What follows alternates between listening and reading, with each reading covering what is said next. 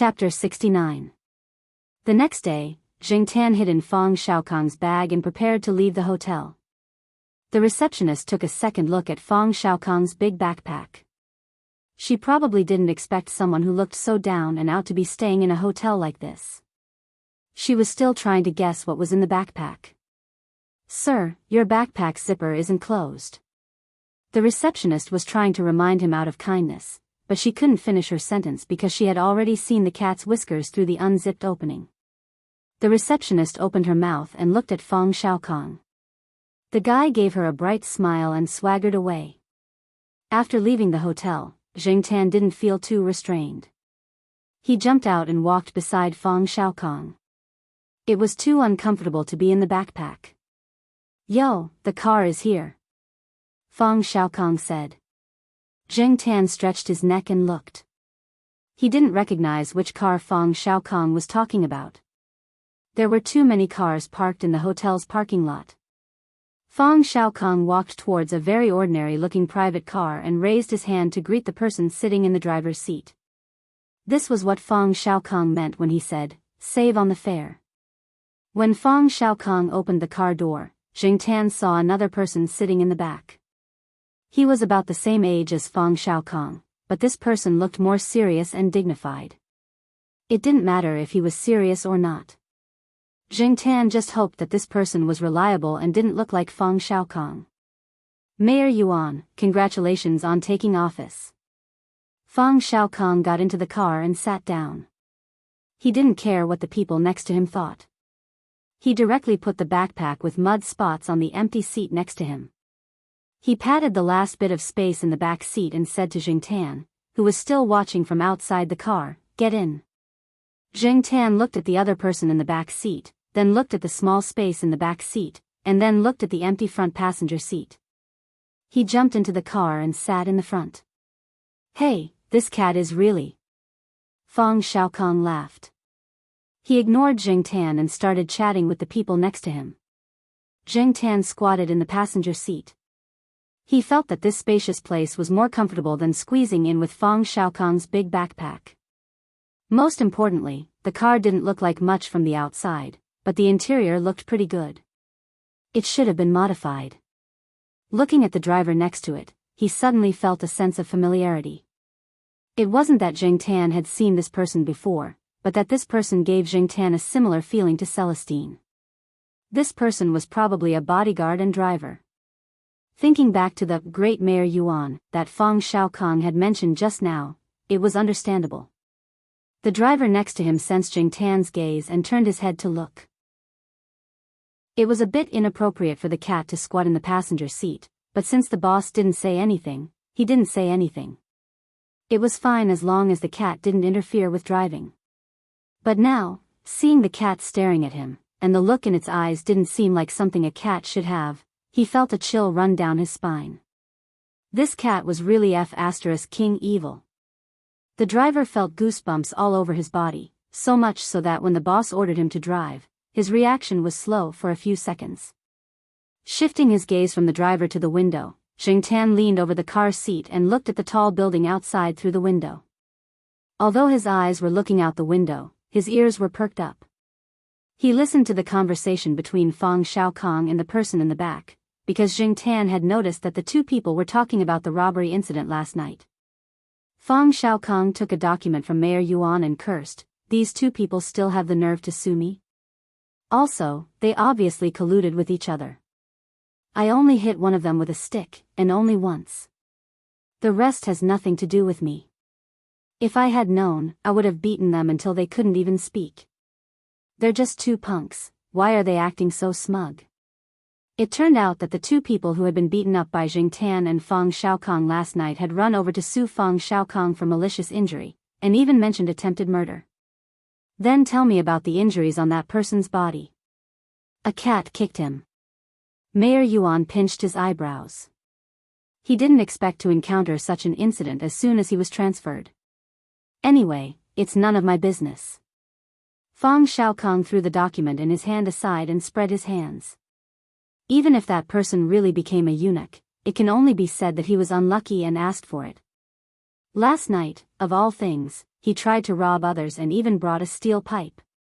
Besides, this person has a criminal record. Even if he knows a few people and has some connections, it can't be denied that he's a scoundrel. He just wants to extort money.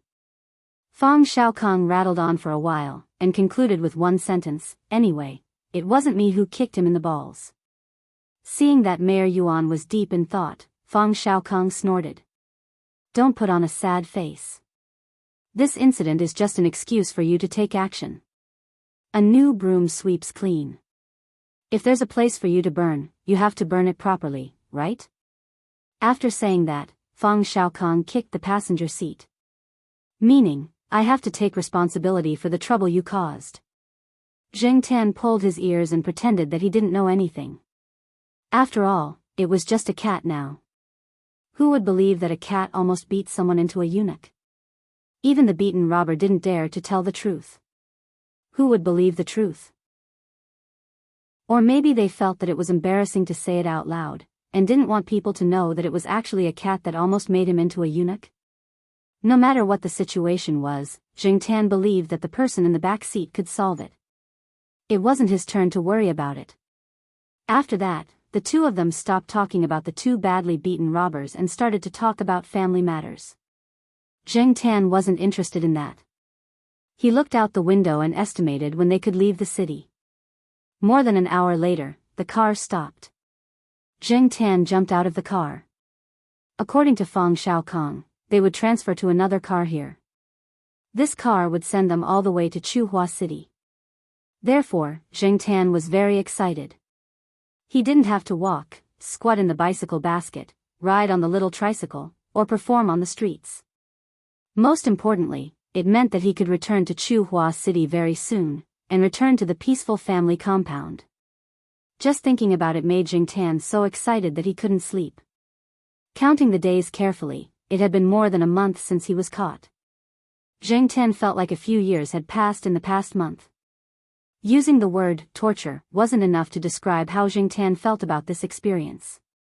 The car that sent Zheng Tan and Fang Xiaokong to Chuhua City was quite luxurious. There were some clean clothes and other things in the car. They were all for Fang Xiaokong. In the words of Mayor Yuan, pay attention to your image. Don't go there and become a joke. Zheng Tan wasn't sure who the joke referred to by Mayor Yuan was, but he was too lazy to guess. He just needed to know that he could return to Chuhua City. The driver of the SUV knew Fang Xiaokong. He was sent by Fang Xiaokong's second brother.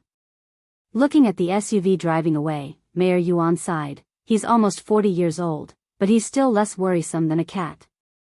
If Jiao Pa knew how Mayor Yuan felt, he would definitely say, this cat is actually even more worrisome. After the SUV drove onto the highway, Zheng Tan would occasionally look at the signs on the highway. Fang Xiaokong was holding a map, and Zheng Tan would also look at it. Then, using the signs, he would estimate how far they were from Chuhua City. Originally, Zheng Tan thought that they would arrive at Chuhua City very quickly.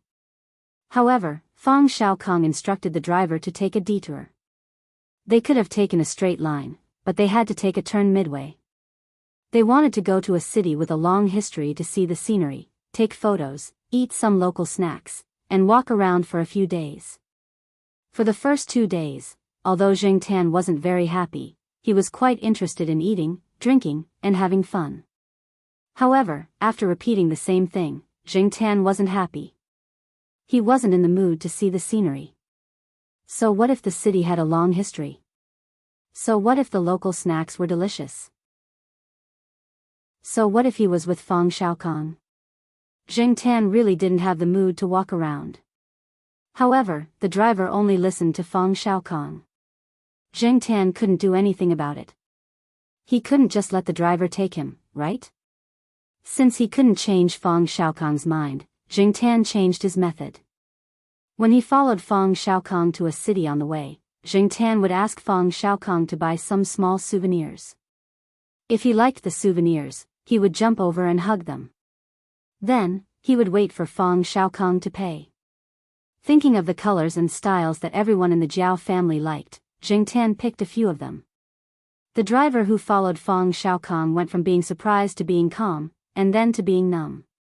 He was already used to Zhengtan picking souvenirs. Moreover, if Fang Xiaokong was busy taking photos and didn't have time, he would be the one to pay for the souvenirs. This was the first time the driver felt that cats were really F***ing troublesome animals. They walked and stopped, and took a long detour. After a week, they entered Jinghan province, which was the province where Chuhua City was located.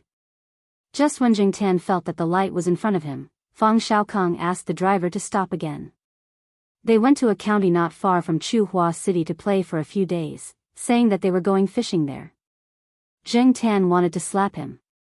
In the future, he would never ride with this kind of person. He was too much of a troublemaker. Didn't you say that you would stay for 10 days to half a month? Why are you going back so early? Fang Xiaokong sat by the lake, fishing leisurely with a fishing rod. Jingtan squatted on a tree nearby, pulling his ears and ignoring him. It had been 10 days since he contacted the Jiao Pa. Was he really going to wait for half a month?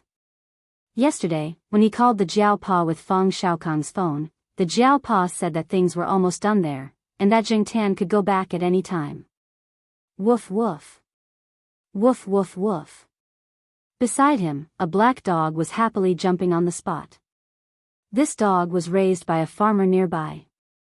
It always liked to watch people fishing, and it would bark excitedly whenever there was a movement. It took the bait. Fang Xiaokong hurriedly raised his rod. We have fish to eat tonight. Jingtan yawned and ignored them.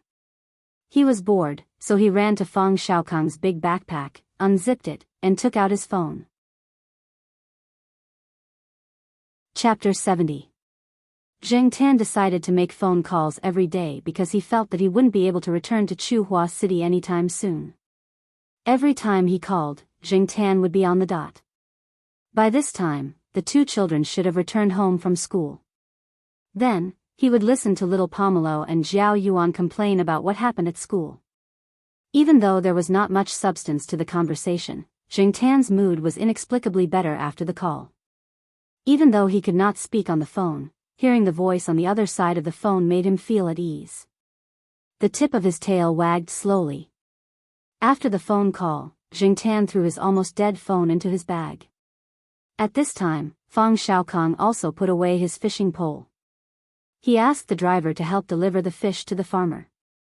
Since he was bored, Jingtan saw a small plant next to him. He raised his paw and played with it. Jingtan often saw this kind of plant. It could be found everywhere. There was almost no geographical restriction. Are you playing with plantain? Fang Xiaokong held a bun in his hand and nibbled on it as he walked over. He was hungry from fishing. Dinner wouldn't be ready anytime soon, so he asked for a few buns to fill his stomach first. Fang Xiaokong handed the bun that he took a bite out of to Jingtan. He asked, "Do you want to eat it?" Jingtan looked at the gap on the bun and turned his head. He was very disgusted. "Oh, I remember Associate Professor Jiao said that you don't eat things that others have bitten." "Okay, I'll bite off the part that I've bitten." Fang Xiaokong took a few more bites from the gap and handed it to Jingtan. "Do you want to eat it?" Jingtan. "Are you F***ing insulting my intelligence?" "Forget it. This bun is pretty good. It's made with good pork." "I can tell." Fang Xiaokong finished the bun in his hand in a few bites. He then squatted down and looked at the grass in front of Jingtan. "Do you know why this grass is called plantain?" Fang Xiaokong asked. Jingtan paused in the middle of plucking the grass. He really didn't know about this. Perhaps it was because it was too common, so he didn't pay much attention to it. In ancient times, whether it was official carriages, private carriages, ox carts, horse carriages, rickshaws, wedding carriages, torture carriages, or war chariots, there would always be this kind of grass on the side of the road. However, why did it have to be called plantain grass and not plantain grass or plantain grass? There was a story that had to be mentioned. In the Han Dynasty, there was a famous general called Ma Wu.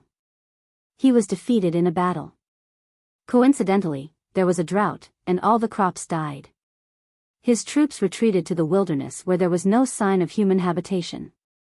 Many people and horses died of thirst. Those who did not die also fell ill and peed blood. Later, a coachman found that a few horses were no longer peeing blood, and they were very energetic. They no longer looked sickly. After observing them, he found that these horses were eating a kind of wild grass. He tried it himself, and his condition was much better. Ma Wu asked him where he found the grass. The coachman said that it was in front of the carriage. Ma Wu laughed and said, "What a good plantain grass." Zheng Tan listened to Fang Xiaokong's story of the plantain grass. He raised his paw and plucked the grass with wrinkled leaves. He really didn't expect this grass to have such a story and medicinal value. However, after listening to Fang Xiaokong's story, this person also had a lot of feelings for the plantain grass. After telling the story of Ma Wu and the plantain grass, Fang Xiaokong looked into the distance. On the other side of the pond, behind the brick wall with grass and vines growing on it, there were a few wisps of smoke floating in the air. The smell of oil that belonged to a farmer's family was overflowing. My grandfather said that he was like this grass. It was so common that it could be found anywhere, and it was easy to find. However, at the right time, it could display its brilliance and make people unable to forget it. Hey, speaking of which, when I was young, I used this grass to cure my mumps. Before that, I never thought that the grass that I stepped on every day would become my own medicine. The driver who came out of the farmer's house saw third young Master Fang squatting beside the cat and talking to himself. He suddenly understood why the other members of the Fang family had a helpless expression when they talked about third young Master Fang. Sometimes, third young Master Fang looked like a lunatic and unreliable. However, at the right time, he was sharp enough. Otherwise, he wouldn't have been able to become the chairman of the Shaoguang group.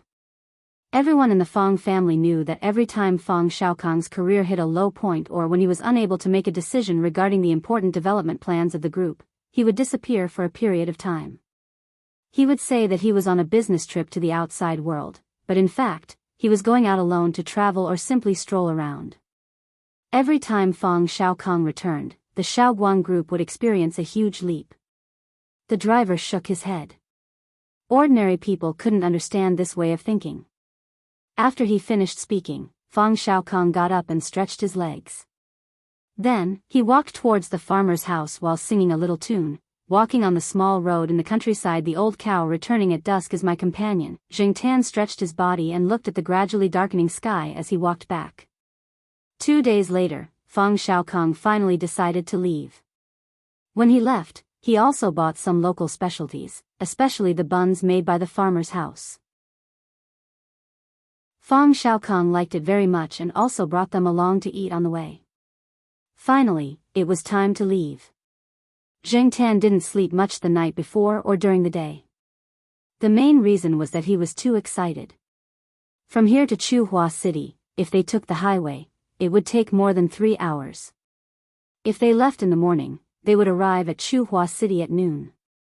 They could have lunched there. After all, Chuhua City was a big city. Even if they arrived at the city at noon, it would still take more than 40 minutes to get to Chuhua University. This was under the condition that there was no traffic jam. If there was a traffic jam, it would take even longer. Therefore, when they arrived at noon, they first found a place to have lunch. During lunch, Fang Xiaokong left for a while. When he reappeared, he was wearing a business suit and leather shoes. His hair was combed neatly and not a single strand was out of place. His entire aura had changed. He had the aura of an elite and looked like a boss. He was really pretentious. He didn't know where he put that big backpack. Fang Xiaokong had a new phone in his hand with a new color screen. He didn't know where he hid the previous one. The driver knew that if a similar situation happened again, third young Master Fang would be prepared to leave the house. The set of equipment that he put away would definitely be used again. On the way to Chuhua University, Zheng Tan listened to Fang Xiaokong talk nonsense with a few bosses in Chuhua City on his phone. He thought about the person who played the guitar and sang, "Go square, in the square. Clothes make the man." He was indeed extraordinary. When they passed by a crossroad, they happened to run into a red light. The car stopped in front of the zebra crossing. Jingtan stood up and looked to the side. A silver-gray private car slowly drove over. Jingtan looked at it. Why did it look so familiar?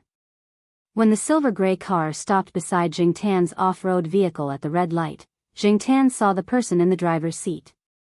At the same time, the person in the driver's seat seemed to have sensed him and turned his head to look at him. Human eyes met cat eyes. F***ck. I was wondering why it looked so familiar. So it was this guy.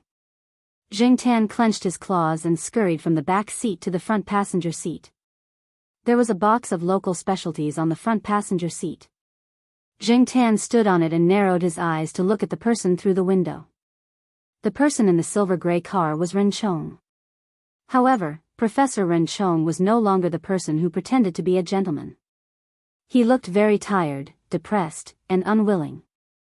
Anyone who was forced to leave would be like this, let alone someone like Ren Chong, who always prided himself on being superior and an elite who returned from overseas. Not to mention whether he had any self-esteem or not, with Ren Chong's unwillingness to admit defeat and his unscrupulous nature, how could he calm down after being forced to such a state? How could he not hate? He gritted his teeth. The strong hatred made his face contort. Just as he was thinking about how to retaliate, he turned his head and saw the black cat outside the window. At this moment, Ren Chong felt as if he had been thrown into a tank of liquid nitrogen and would shatter with a single tap. His hatred was replaced by fear. Ren Chong was sure that the cat in the car next door was the one that belonged to Associate Professor Jiao. Although there were many black cats that looked like this one, looking at the way it squinted its eyes, there was no doubt that it was that cat. However, wasn't this cat caught by the cat trafficker and disposed of? Why would it appear here? Why would it appear again? Ren Chong didn't understand and didn't want to believe it. Jingtan looked at Ren Chong. He already knew that he was caught because of this person in front of him. He was the culprit who almost turned him into a hot pot. Even if Jiao Pa and the others didn't say it explicitly, Jingtan still analyzed it himself. If he wasn't locked in the car and Ren Chong's window was closed, Jingtan would definitely jump over and beat this bastard hypocrite to death. F***ck, what did my cat do to piss you off? You actually hired a professional cat trafficker to catch me and even used a tranquilizer gun. If it weren't for my special body, I would have been anesthetized to death. Also, the street in the south is full of cat meat restaurants. It's simply a physical and mental torture. Jingtan looked at Ren Chong with a murderous look. It raised its paw and swiped at its neck. Ren Chong's face immediately turned pale. What kind of cat could make such a murderous and threatening move? Ren Chong had never seen it before. Even when he found someone to dispose of the cat, it was just a guess. But now, he really noticed the strangeness of this cat. Then, his mind was filled with the black cat's movements just now. Every detail of its movements was magnified in his mind. The murderous look in its eyes, the sharp claws, and the swipe in the air. It felt like it was swiping at his neck. It felt cold. Ren Chong shuddered. Just then, the light turned green and the SUV started. Ren Chong's car was still in the same place. The cars behind began to honk to urge him, but Ren Chong didn't know. His back was now covered in cold sweat. The things that had happened in the past few days had drained him. He often had nightmares at night, all about the black cat. Every time he woke up, he could comfort himself that the cat had been disposed of and that he didn't need to worry. But, he didn't expect to meet the cat here. Bang bang bang. The sound of knocking on the car window brought Ren Chong back to reality. F***King Drive. What are you doing here? Did you bring your brain? It's red light again. F***ck. A car owner took advantage of the red light to come out of the car and knock on the door. When the green light turned green again, Ren Chong was still a little out of it. He should have turned left, but he kept driving. When he reacted, he hurriedly made a sharp turn. He didn't control the car well and directly hit the roadside lamp. Chapter 71. Not far from the intersection, there was another inconspicuous car parked there. The person inside was making a phone call. We really didn't do it. We haven't even stopped him, and he got into trouble himself. It can only be attributed to fate. Tell Brother Leopard that Renchong has been sent to the hospital. We'll see what Brother Leopard says about the rest. We'll call it a day.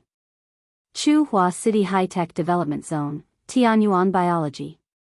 A person sat opposite Celestine. He was about the same age as Celestine. He had no expression on his face, and it was the same when he answered the phone. Celestine had long been used to this. After all, they were buddies who grew up together. What's up? Is there a new situation? Celestine asked. The person opposite him put his phone in his pocket and said, Leopard said that the person got into trouble while driving. They didn't do anything. Oh. Celestine was curious. Even if Renchong got into trouble, he wouldn't be so crazy that he couldn't drive steadily. Your people really didn't do anything? Didn't they threaten him? No. The person opposite him said affirmatively, now he's in the hospital. He'll probably stay there for a while. What are you going to do? Celestine thought for a while and waved his hand. Forget it. Ask your people to leave. I'll take care of the rest. The person opposite him nodded, made a brief phone call, and sat down again. Howsy, have you thought about the matter I told you last time? Celestine asked. About the transportation? I've already started to choose people, Yi Hao said. That's good. Yuan Zi has been urging for the past few days. The quantity of goods is quite large, and some of the samples are quite special. He's planning to set up a specialized logistics department after expansion. It's best to decide on the candidates this week. He said he wants to start training as soon as possible. The two of them discussed the candidates again. Yi Hao looked at the time and got up to leave. Before leaving, Yi Hao asked a question. Did you really do all that just for a cat? Yi Hao was referring to some of the things that had happened a while ago, such as the investigation of a group of cat traffickers and the university professor whose surname was Ren. Yi Hao could not understand why these people would make such a big move for a cat. No matter what, it was just a cat. Was it necessary? It could really be called a murder case caused by a cat. Celestine smiled. Yes, my senior still owes that cat a favor. Anyway, it's a very special cat. You'll know when you meet it. Oh, that guy seems to be coming back soon. Yi Hao did not comment on Celestine's words. He patted the corner of his clothes and left. At this moment, Jing Tan, who was sitting in the off-road vehicle, didn't know what had happened in Chuhua City during his absence. When Renchong's car hit the street lamp, Jing Tan's car was already far away, so he didn't know what had happened to Renchong. When the green light turned green and the two cars separated, Jing Tan was still thinking about when he could take revenge. Fang Xiaokong saw the scene that happened when the car stopped at the red light. As for Renchong, Fang Xiaokong had already obtained information about him through some means, so he recognized Renchong. He planned to add fuel to the fire when he had the time. When the off-road vehicle was about to arrive at Chuhua University, Jing Tan put aside his other thoughts and looked at the familiar roads and buildings. He couldn't sit still anymore, so he stood on the chair and leaned against the window to look out. After more than a month, the leaves on many trees had grown thick. He didn't know what the compound was like. The off-road vehicle drove in through the main gate of Chuhua University, but Fang Xiaokong and the driver didn't know where the East Side family compound was, so they could only ask along the way. Jing Tan was really impatient. He scratched the window and asked Fang Xiaokong to open it, then he jumped out. The familiar environment made Jing Tan feel relaxed. Jing Tan took a deep breath and smelled the familiar scent in the air. He felt like his heart was about to float. He didn't care about Fang Xiaokong anymore. Jing Tan started running. Even though he had only been away for a month, he had experienced so many things that it felt like years. However, when he set foot in this place again, the familiar route naturally appeared in Jingtan's mind. The leaves of the sycamore trees by the road had grown so long that they could cover the sky above the road. The noisy birds on campus didn't seem so annoying anymore. Running among the flowers and plants on the side of the road, his originally tired body became lighter and lighter in the wind that blew against his face. What did it feel like to be anxious to return home? Now, Jingtan finally understood. In the off-road vehicle, the driver looked at Fang Xiaokong. Fang Xiaokong gave him a helpless look. "Follow me." However, within 2 minutes, they couldn't see the cat anymore. Why did the cat run so fast? It's so impatient. Ask the people next to you where the East Side family compound is, Fang Xiaokong said. Fang Xiaokong and the others couldn't find Jingtan because Jingtan ran fast and was in the flowers and plants. Another reason was that Jingtan took a shortcut. After staying at Tsinghua University for so long, Jingtan walked around every day when he had nothing to do. He knew where the shortcuts were. Therefore, in order to reach the East Side family compound as soon as possible, Jingtan took a shortcut. Seeing the familiar gate of the East Side family compound, Jingtan couldn't wait to do a few backflips to vent his excitement. The guard uncle had one elbow on the window, supporting his chin as he read the newspaper. Jingtan's body was too small. From the guard uncle's angle, he couldn't see Jingtan at all. When they passed by the guardhouse's window, Jingtan jumped up and slapped the guard's head. The guard uncle was shocked by the sudden slap. When he looked up, he saw a black shadow flash by. He poked his head out and saw the black shadow that had disappeared for more than a month. "Oh, black charcoal is back?" The guard uncle laughed. He didn't care if the cat could respond. Although there were many black cats, he could tell who it was at a glance. Besides, how could someone with bad eyesight be a guard? Seeing the cat walk away, the guard uncle sat back down. He shook the newspaper in his hand and was about to continue reading. However, he suddenly remembered that there was no one in the Jiao family. How was the cat going to get in? Jingtan excitedly ran to the Jiao family's building. He jumped up reflexively and rubbed against the card reader. However, there was no reaction at all. Then Jingtan remembered that he didn't have an access card around his neck. F***ck, how was he going to get in without a card? Also, if there was no one in the house, he couldn't open the door. It was already past 2:00. There weren't many people going in and out of the building. Maybe someone would come back in the afternoon. Shaking his tail in annoyance, Jingtan turned his head to look at Depang's house. The fat man was lying on the balcony, staring at Jingtan with his eyes wide open. He was probably still wondering why Jingtan had suddenly appeared after disappearing for more than a month. Jingtan jumped onto Depang's balcony. He was going to ask the old lady for help. Depang got up and ran over. He stopped in front of Jingtan and sniffed. He seemed to be confirming Jingtan's identity. Then he raised his paw and patted Jingtan. Jingtan didn't care about the way Depang greeted him. What he noticed was that after not seeing him for more than a month, this guy seemed to have gotten fatter. His base was also bigger. He probably squatted on instant noodles. Looking from the back, when he ran, his legs were in a figure-8 shape. Looking at Depang now, and thinking about the first time he saw him last year, he could only sigh. He still remembered how fresh he was back then. There was still the smell of food in the house. It wasn't the old lady's lunch, but Depang's food. The old lady made all Depang's cat food. Depang's current cat food was made by the old lady. To some extent, the old lady had spoiled him. When Jingtan went in, he found the old lady resting. He guessed that she had just fallen asleep. The big bowl on the table was still warm. In front of the old lady's door, Jingtan didn't go in immediately. Depang, who was standing next to Jingtan, looked like he wanted to stop Jingtan, but he was hesitant. Jingtan pulled his ear. "Look at you." It was as if you were afraid of waking up the old lady. The old lady was old, and it wasn't easy for her to fall asleep. Zheng Tan didn't want to bother the old lady. Besides, he had other ways. Coming out of Depang's house, Zheng Tan was going to find the Jiaopa in the biology building. As for Depang, it was still squatting on the balcony, guarding the old lady. It was like a guard dog. No, it was more responsible than a dog. The security guard, who had been looking out the window, saw Zheng Tan come out. He waved his hand. Black charcoal, come here and wait for a while. Don't run around.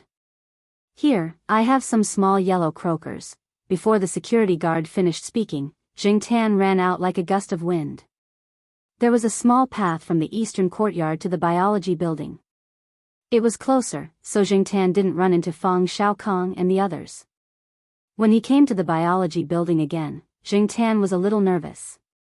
He hoped that the Jiaopa didn't change offices. Exian and Su Chu weren't in the public laboratory on the first floor. Zheng Tan went to the tree near the Jiaopa's office and looked inside. There were 2 people in the office, and neither of them was the Jiaopa. Exian was teaching Su Chu how to analyze the experimental data. The 2 of them were sitting in front of the computer, typing on the keyboard and writing on the notebook with a pen. Suddenly, they heard the sound of the window behind them. They turned around at the same time and saw a black cat open the screen and jump in. Black charcoal? Exian was surprised. Boss's cat? Didn't you say that it was lost? Su Chu asked. Yesterday, I heard from the boss that someone found it, so I sent it back. I didn't expect it to arrive today. Zheng Tan ignored their words and stared at Su Chu, which made Su Chu's hair stand. Brother, why does it keep staring at me? Su Chu touched his arm and felt goosebumps. The cat's eyes were a little scary. You can change to another chair, Exian said. Okay. Su Chu stood up and pulled a chair across the table. After Su Chu stood up, Zheng Tan jumped onto the small chair and looked at the time on the bottom right corner of the computer. The Jiaopa seemed to have classes in the afternoon, and he didn't know when he would be back. While he was thinking, the office door opened. Associate Professor Jiao walked in with teaching materials. He smiled when he saw the cat's head on the desk. He just received a call from Fang Xiaokong and came over after 1 class. There were 2 more classes, and 3 classes in the afternoon.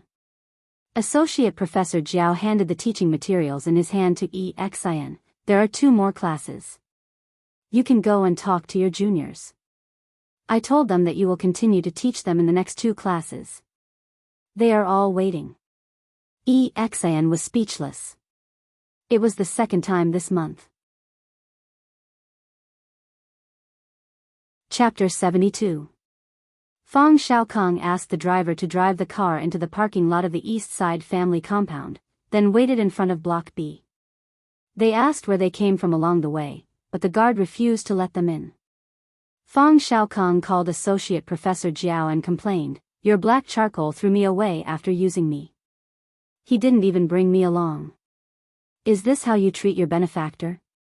After receiving confirmation from Associate Professor Jiao, the guard didn't say anything else. He even curiously asked Fang Xiaokong how he knew Associate Professor Jiao's black cat. Fang Xiaokong made up a bunch of nonsense. After all, he definitely wouldn't tell anyone that he was a performer with a cat. Why did Fang Xiaokong always go alone every time he went out to relax? Because he did a lot of stupid things that he didn't want to talk about. Even if he didn't care, the rest of the Fang family cared a lot. Therefore, the Fang family would call Fang Xiaokong every few days to ask him to be more careful outside and not embarrass himself. Fang Xiaokong stood downstairs and looked around in boredom. He had to admit that the old residence area of the university was indeed quieter, making people feel relaxed. It was no wonder that the black cat had been thinking about this place for a long time. As he was looking around, Fang Xiaokong suddenly felt that he was being watched. He looked to the side and looked down. He saw a fat dragon sitting on the balcony and looking at the 2 of them.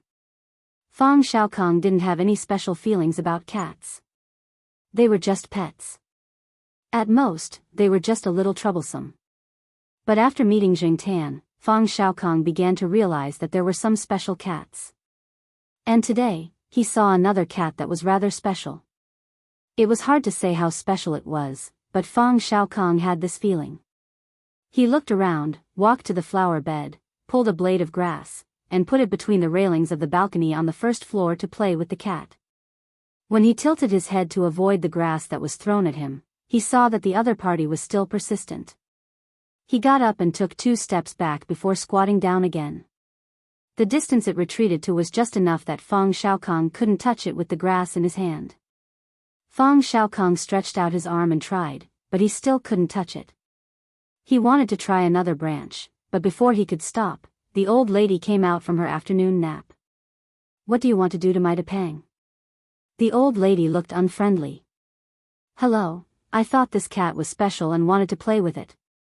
It's my first time here and I'm here to help Teacher Jiao bring the cat back." Feng Xiaokong calmly retracted his hand and revealed a harmless smile.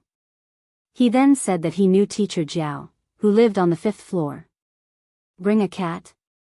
"What kind of cat?" the old lady asked. She had heard that the Jiao family didn't want to raise other cats. "A black cat called Black Charcoal. You should know it, right? Black Charcoal is back." Seeing that Feng Xiaokong nodded, the old lady was very happy. In the courtyard, the only cats that she really liked were Depang and Associate Professor Jiao's black cat. When she heard that the Jiao family's Black Charcoal was kidnapped, she was sad for a long time and asked her son to help her find it. She didn't expect him to be back. As they were talking, the Jiao Pa arrived on his scooter. Zheng Tan was squatting in the basket in front of the scooter. "Hey, it really is Black Charcoal. It's good that we found it," the old lady said. The Jiao Pa parked the scooter and said a few words to the old lady. He opened the building's door and took Feng Xiaokong upstairs. As for Zheng Tan, he rushed upstairs as soon as the door was opened. When he climbed to the 3rd floor, Zheng Tan stopped. The door to Professor Lolan's 3rd floor was ajar. There were sounds of people moving inside. Zheng Tan pushed the door open and walked in. The floor had just been mopped and wasn't dry yet. There was a muddy smell in the room. Professor Lulan probably moved a few pots of flowers back from the small flower bed and transplanted some plants. After he was done, there would be many muddy footprints in the room. Therefore, every time he was done, Old Man Lan would thoroughly mop the floor. Zheng Tan walked in. He had just run outside, so there was still some mud on his toes. Therefore, when Zheng Tan walked, he left some muddy footprints on the floor. Old Man Lan came from the balcony with a flower pot in his hand. When he saw Zheng Tan in the living room, he was stunned. "Black Charcoal?" Old Man Lan asked tentatively. Zheng Tan ignored him. He looked around the room and didn't see Old Lady Zhai. When Old Lady Zhai wasn't around, Old Man Lan's temper was hard to control. Looking at the muddy footprints under his feet, Zheng Tan turned and ran out of the door. "Hey, little bastard, it's really you. Look at the footprints you made." When he saw the cat stretch its neck to look into the room, Old Man Lan was sure that it was the cat from the 5th floor. Although Old Man Lan was scolding loudly, Zheng Tan, who had already run out, didn't see the smile in the old man's eyes. Feng Xiaokong, who had just passed by the 3rd floor, heard Old Man Lan scolding. He said to the Jiao Pa who was leading the way, "Your cat is very famous and popular." "Yes, everyone in the quad knows him," the Jiao Pa laughed. When the Jiao Pa opened the door, Zheng Tan rushed in first. He ran to the sofa and rolled around, then walked around the small room. Many of the furnishings in the room were still the same as when he left. There were no changes, and there was no smell of other cats. This made Zheng Tan very happy. It meant that the Jiao family still valued him. After Feng Xiaokong entered, he pulled a chair and sat down. He watched as Zheng Tan rolled around on the sofa and patrolled the area. After patrolling, he even went to the toilet to pee, then ran to the balcony and howled twice. Then, the quad was filled with dog barking and cat meowing. Zheng Tan didn't care about Feng Xiaokong and the others. He was now excited to be home. After howling a few times, his excitement gradually calmed down. Everyone in the Eastern District, I'm back. In the afternoon, Zhao Lu came over and bought a few bags of food. Some of it was for the 2 children of the Jiao family, but most of it was for Jingtan. He said that it was to help Jingtan get over the shock and to celebrate his return. Because of this, Fang Xiaokong laughed at Zhao Lu for a long time. Jiao Ma also came back a little earlier today. She was now teaching in the middle school. After receiving a call from the Jiao Pa, she asked for leave and came back first. The Jiao family was very grateful to Fang Xiaokong and invited him to stay for dinner, but Fang Xiaokong refused. He still had a lot of things to do in Chuhua City. After relaxing for so long, he had to throw himself into the busy business and various dinner parties again. He didn't have much time to stay here. This time, he was only here to send the cat over. If he needed to go out in the future, he might come back to look for the black cat. Before leaving, Fang Xiaokong left behind the souvenirs that Jingtan had picked on the way back, a platinum membership card of the Shaoguan Hotel, and Fang Xiaokong's personal business card. The Jiao Pa, who already knew a little about the situation from Zhao Lu, couldn't help but be surprised when he saw Fang Xiaokong's business card. He didn't expect this person to be a big shot. His cat was really lucky. The Jiao family was filled with a joyous atmosphere that night. Jingtan, after more than a month of wandering, finally had someone to help him brush his fur again. Then, at night, he crawled into little Pomelo's bed again. The next day, when Jingtan opened his eyes, he was still a little dazed. After waiting for 2 seconds, he realized that he was really back this time. Waking up with the 2 children and eating breakfast together was also a very enjoyable process. After experiencing the wandering experience, Jingtan felt that this kind of life was really too damn good. He didn't have to think of ways to steal things through the window, and he didn't have to be afraid of being chased and beaten after being discovered. Because of Jingtan's arrest, the Jiao family was nervous when Jingtan went out for a walk. However, after a few days, they found that nothing had happened. Everything was still the same as before, so they were a little relieved. Now, many places in the school had been replaced with new cameras, and the management was a little stricter. There were also cameras installed in several places in the family compound. Of course, these cameras were only installed in some public places, and wouldn't invade the privacy of the staff in the family compound. During the time that Jingtan was back, even if he went out, he would always walk around in the family compound with Depeng, Huang, and the sheriff. They hadn't seen each other for more than a month. Other than Depeng becoming chubbier, Huang and the sheriff hadn't changed much. They were basically the same as before, but they were a little more excited when they saw Jingtan. After sending the 2 children and the Jiao Ma out of the compound in the morning, Jingtan and the 3 cats, who were out for a walk, wandered around the compound. At this time, there were many people in the compound who were either working or going to school. There weren't many people outside. Jingtan was a little bored. Although life here was very comfortable, it was too comfortable, and it made Jingtan a little bored. After 2 steps, Jingtan's ears twitched, and he looked at a building. This was a corner of the eastern compound, and the building that Jingtan was looking at was the innermost building of the eastern compound. Usually, even if it wasn't working hours, there weren't many people walking here. Jingtan followed the sound and walked to the building. After confirming the source of the sound, he went to the balcony of a resident on the 1st floor. He jumped onto the balcony railing, walked from the railing to the window, and then jumped onto the windowsill. The door to the balcony of the bedroom with the balcony was closed, and the windows were also closed. However, the curtains inside weren't drawn, and were only half drawn, so Jingtan could see the situation in the room clearly from the window that wasn't covered. In the room, a young man and woman were kissing passionately. They looked like they had just come back from outside, and they were wearing clothes. However, now their clothes were being taken off piece by piece as the two moved. Jingtan didn't expect to see such a hot scene in the morning, so he was very excited. He stood on the windowsill and put his head in front of the window, almost sticking to the glass on the window to look inside.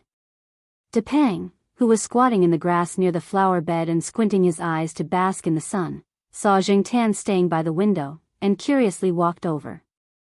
Although he had become fat again, his jumping ability was still very good, and he easily jumped onto the balcony railing. Then he walked to Zhang Tan's side and tilted his head to look inside.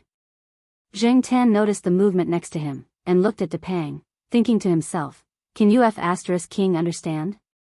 After a few seconds, Huang and the sheriff, who were playing with bugs outside, also came over. The 4 cats squeezed on the windowsill and looked inside through the window that wasn't covered. The man and woman inside had already taken off their clothes and were lying on the bed. The foreplay was almost done, and they were ready to take off their condoms and go for it. The woman lying on the bed inadvertently glanced at the window. Then, with a loud shout, she kicked the man in the chest and directly kicked him off the bed. Chapter 73. Go away. Along with the go away, a pen holder on the desk by the window was thrown out to hit the cats. But the 4 cats dodged too fast, and the pen holder fell to the ground along with the pen inside. The window over there was a bang sound, and the curtains were pulled to the end. No one could see what was going on inside. Zhang Tan looked at the closed curtains and was a little disappointed. He didn't expect to be discovered. Shaking his head, Zhang Tan turned to leave, but he saw Huang walk over there and look at a marker pen that fell out of the pen holder on the ground.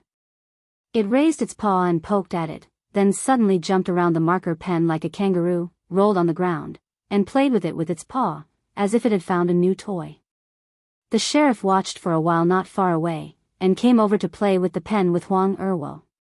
Zhang Tan sighed. So, these cats didn't understand what they had just seen. In their eyes, live-action movies were not as attractive as a broken marker pen. Lying on the grass and basking in the sun, Zhang Tan jumped onto a tree and waited for Jiao Ma and the others to come back at noon. Although Zhang Tan had brought the access card with him, there was no one at home, and Zhang Tan didn't want to be alone at home. Being outside for more than a month really did affect him, and he couldn't sit still at home. In the afternoon, he still had to go to Xiaoguo's place. Xiaoguo only knew that Zhang Tan was back yesterday, and said that he was going to pick up Zhang Tan today. Zhang Tan had been away for more than a month, and he heard that Xiaoguo's pet advertisement wasn't going very well. Xiaoguo was used to Zhang Tan's high efficiency. When other cats in the store replaced him, not only was Xiaoguo anxious, but the other staff members also wanted to smash the equipment. This time, they really understood the helplessness of those who made animal movies. Sometimes, it wasn't just throwing food to make animals listen to you. During the filming process, a little other factor could make all the efforts go to waste. As Xiaoguo's requirements for advertising became higher and higher, the cats in the store could no longer meet the new standards. The starting point was too high. As a result, once Zhang Tan was not around, Xiaoguo had to spend more time, energy, and money to come up with a comparable advertisement. The good thing was that most of the time, it was just pictures.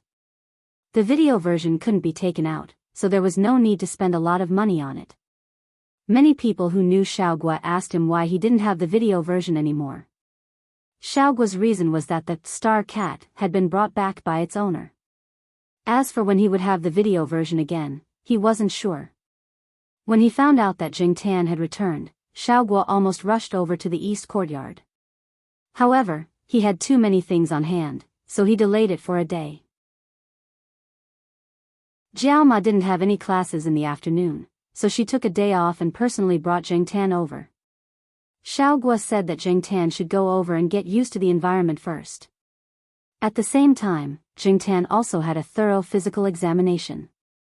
When the cat first came back, Jiao Ma saw that it looked the same as when it had left more than a month ago. It also ate a lot.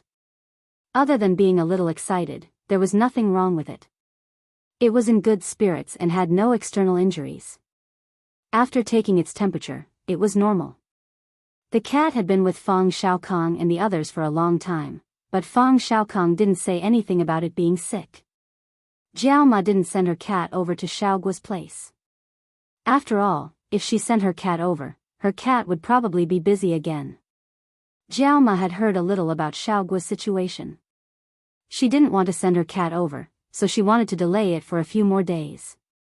She didn't expect to hear the news so soon. Zheng Tan hadn't been to the pet center for a long time. He didn't see Li Yuanba and Peanut Candy. He heard that they had just gone out for a walk. After checking Zheng Tan and making sure that he was healthy, Jiao Ma was relieved. She went to the studio where the advertisement was shot and sat down to watch Xiao Guo and the others shoot. The people in the studio saw Zheng Tan as if they had seen their savior. For the past month, every shoot was torture. Without comparison, they couldn't tell the difference. In the past, they thought that such an ordinary black cat was nothing special, except that it was a little smarter than other cats. After more than a month of experience, they knew that this was a big mistake. Jiao Ma sat next to them and saw the expressions of the staff when they saw her cat and couldn't help but praise it. She smiled proudly. Today, they only did some simple activities to let Zheng Tan get used to it. In the future, Xiao Guo would come every 2 weeks. If there were special circumstances, Xiao Guo would call the Jiao family. Logically speaking, the advertisement didn't need to be shot so frequently. 1 or 2 would be enough, but Xiao Guo had his own plans. Zheng Tan didn't care. After all, he had nothing to do and could earn some pocket money. After leaving the pet center, Jiao Ma didn't go home directly. Instead, she took Zheng Tan to the affiliated hospital. There was a residential area next to the affiliated hospital. There were teachers and doctors from the affiliated hospital nearby, as well as some students who rented rooms here. However, the rent here was slightly more expensive, so there weren't many students here. Even if there were, they were either from wealthy families or graduate students at Tsinghua University. At the moment, in room 302 on the 3rd floor of the affiliated hospital building, Bai Yang, a third-year graduate student at the School of Management of Tsinghua University, was writing a thesis on the computer. After the internship and market research, there was a lot of data to be processed. He hoped to sort out a few reports as soon as possible. After graduation, these reports and theses published in foreign magazines would become his personal calling card when he entered society. Therefore, people like him were working very hard. While Bai Yang was typing on the keyboard, a cat jumped on the desk. The cat's back and tail were yellow with tiger stripes. Its belly was white. It was about 8 months old. The cat meowed twice. Bai Yang kept staring at the computer and ignored it. Seeing that Bai Yang was ignoring it, the cat squatted by the desk and looked at Bai Yang. Then, it looked at some things on the desk. There was a pen. It raised its paw and moved it. Patter. The 2B pencil fell to the ground. The sharpened tip was broken. The cat tilted its head and looked at the pencil that fell to the ground. Then, it turned its attention back to the desk. There was an eraser. It raised its paw and moved it. The eraser was thrown off the edge of the desk. Looking at the eraser that fell to the ground and bounced twice, the cat looked at the other things on the desk again. There was a cup of warm coffee next to it. Only half of the cup was drunk. The cat went up and sniffed the cup. It was not interested. Then, it turned its attention to the computer.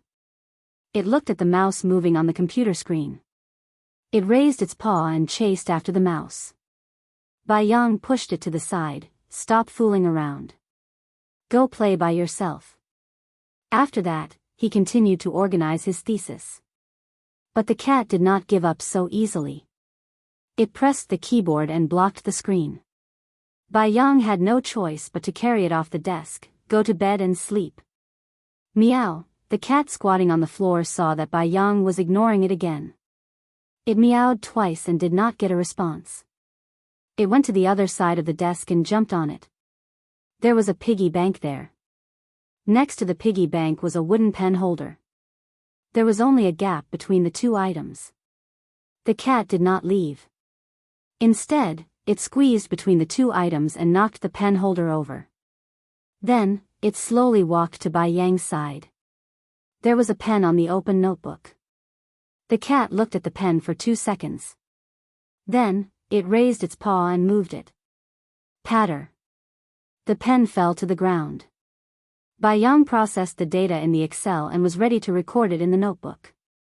However, he found that the pen on the notebook was missing. He looked at the floor. The pen, eraser, and some plush pendants were thrown on the floor. Bai Yang let out a long sigh and bent down to pick up the pen from the computer chair. Seeing that, the cat lay on the edge of the table and stretched its arm and bent its palm to scratch the hair on the back of Bai Yang's head. "Are you done fooling around?" Bai Yang got up and roared. "Meow, meow your ass." Bai Yang rubbed his forehead. He already regretted promising Li Xiaoqian to raise the cat. The cat was called Dodo. It was named by Li Xiaoqian. Dodo was probably abandoned by the students in the school after they raised it. When Li Xiaoqian picked it up, it was splashed with soy milk. Its whole body was covered in dust. It was skinny and hunched pitifully on the lawn. When the wind blew, it would tremble. As long as someone walked by, it would run away as if it was frightened. After Li Xiaoqian fed it a few times, she gradually became familiar with it. Later, she simply brought it home. Since Jiao Ma was hospitalized, Li Xiaoqian often helped to take care of her. Later, Li Xiaoqian also helped when Jiao Ma came to the hospital for a follow-up visit. In addition, Jiao Pa and Li Xiaoqian's mentor were more familiar, so Jiao Ma had a good impression of this medical schoolgirl. She would chat with her when they met. She knew that Li Xiaoqian picked up a cat to raise. Jiao Ma even saw Dodo a few times. 2 weeks ago, Li Xiaoqian followed her mentor to study abroad. She asked Bai Yang to help raise it. Then, Bai Yang's bitter life began. In the first 2 days, Dodo was still very obedient and didn't run around. However, it completely changed after getting familiar with it. It threw the cup, scratched the sheet, and messed around everywhere. The good thing was that the cat didn't make much noise. It might be because it was castrated. It didn't run out. Even if it opened the door, it didn't run out. It was probably scared of staying outside. After Dodo was familiar with the environment, it was curious about everything in the room. It also wanted to smell the coffee that Bai Yang made. Although it didn't lick it, its whiskers touched the inside. There were also 2 short cat hairs floating on the surface of the coffee. Bai Yang really couldn't drink it. Not only that, but it also stretched out its paw to poke the coffee cup. If it wasn't for Bai Yang's quick hand, the coffee cup would have been sacrificed again. Bai Yang would be scolded by Li Xiaoqian when he broke a cup lid. This cat broke 3 cups in just 2 weeks. Li Xiaoqian didn't say anything when they were chatting online. When both of them finally had time to do an international video call, this cat even snatched the video time. As for sharpening its claws, except for the scratching board, it scratched everything else. The cat's claws could be seen on the curtains, sheets, quilt covers, sofa, clothes, and the jeans that Bai Yang was wearing now. Sleeping at night, he was woken up by the pressure in the middle of the night. The pressure on the chest could easily make people have nightmares. When Bai Yang woke up, he could see the lump on his chest. Sometimes the cat would directly get into the quilt. Not only did it get into the quilt, but it also made a lot of trouble from the head of the bed to the end of the bed, left to right. It would take a long time before it could calm down and sleep. What made Bai Yang depressed the most was, it was still lying on my lap when I watched a movie at night. How can I touch it? Even if you can, why don't you try touching it? With the cat's nature, it would definitely come over and scratch. It was said that when cats were lonely, they would take the initiative to come over and be intimate with you. It sounded beautiful, but the problem was that when it was lonely, Bai Yang was busy and disoriented. Looking at the cat that caused all kinds of trouble in front of him, Bai Yang wanted to slap it. But he couldn't slap it. He promised Li Xiaoqian that he would take good care of the cat. Li Xiaoqian said that Associate Professor Jiao's cat was well-behaved and considerate. It knew to visit Ms. Gu when she was sick and helped to pick up the children every day. Chapter 74. When Bai Yang was staring at Dodo, he suddenly heard someone knocking on the door. Who is it? Bai Yang's tone wasn't very good. There was still anger in his words when he roared at the cat just now. When he opened the door and saw the person standing at the door, Bai Yang was a little embarrassed. "Teacher Gu, it's you. Please come in." Bai Yang quickly wiped the chair. The chair was crawled on by the cat. Usually, he didn't wipe it when no one came. Jingtan came out from the bag carried by the Jiao Ma. He looked around and saw the cat squatting on the table. Teacher Gu, is this cat yours?" Bai Yang handed over a cup of tea and asked. "Yeah, my family's black charcoal. I lost it because of some things before. I just asked someone to help me find it a few days ago." Because her family's cat came back, the Jiao Ma had a smile on her face recently. "Oh. This is black charcoal."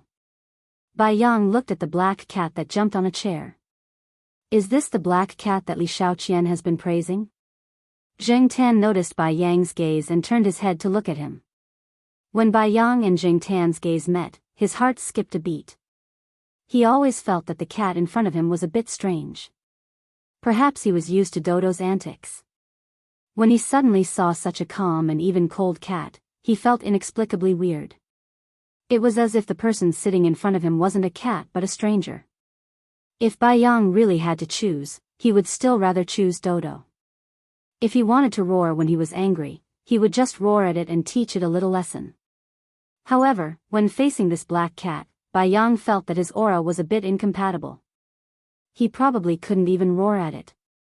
Zheng Tan ignored Bai Yang and turned his head to look at the cat squatting on the table again. The cat seemed to dislike strangers and unfamiliar cats, especially male ones. The gaze it looked at Zheng Tan with vigilance and strong vigilance. It was probably bullied outside. Therefore, Zheng Tan just sat on the chair and didn't go up to greet him. After wandering outside for a while, Zheng Tan was more sensitive to the psychological emotions of many people and cats. He could detect the emotional changes of others. This keen observation ability also saved Zheng Tan some trouble outside, just like Li Yuanba could distinguish who needed to be avoided and who needed to be treated with a tough attitude. Jiao Ma brought some canned cat food this time. She bought it when she went to Xiaoguo's store. Before Li Shaoqian went abroad, Jiao Ma told her not to worry and said that she would often come over to help take care of the cats. Therefore, she kept her promise. She happened to be free this afternoon, so she brought some things over to take care of Dodo and also helped to pass on some words. Bai Yang was about to graduate, and his job hadn't been confirmed yet. Although he had several choices, Bai Yang hadn't given him a definite answer. Jiao Pa also wanted to poach Bai Yang after knowing about it. Tianyuan biology still lacked excellent management talents, so Jiao Ma also came over to mention it. Of course, it was still up to the individual whether to go or not. A forcibly picked melon isn't sweet. Jiao Ma handed an invitation letter and an explanation document that Yuan Zi sorted out to Bai Yang. After a brief discussion, she left with Zheng Tan again. After they left, Bai Yang looked at the document in his hand again and carefully put it into the drawer. He looked at Dodo who was squatting on the edge of the table. You have to be serious when there are outsiders.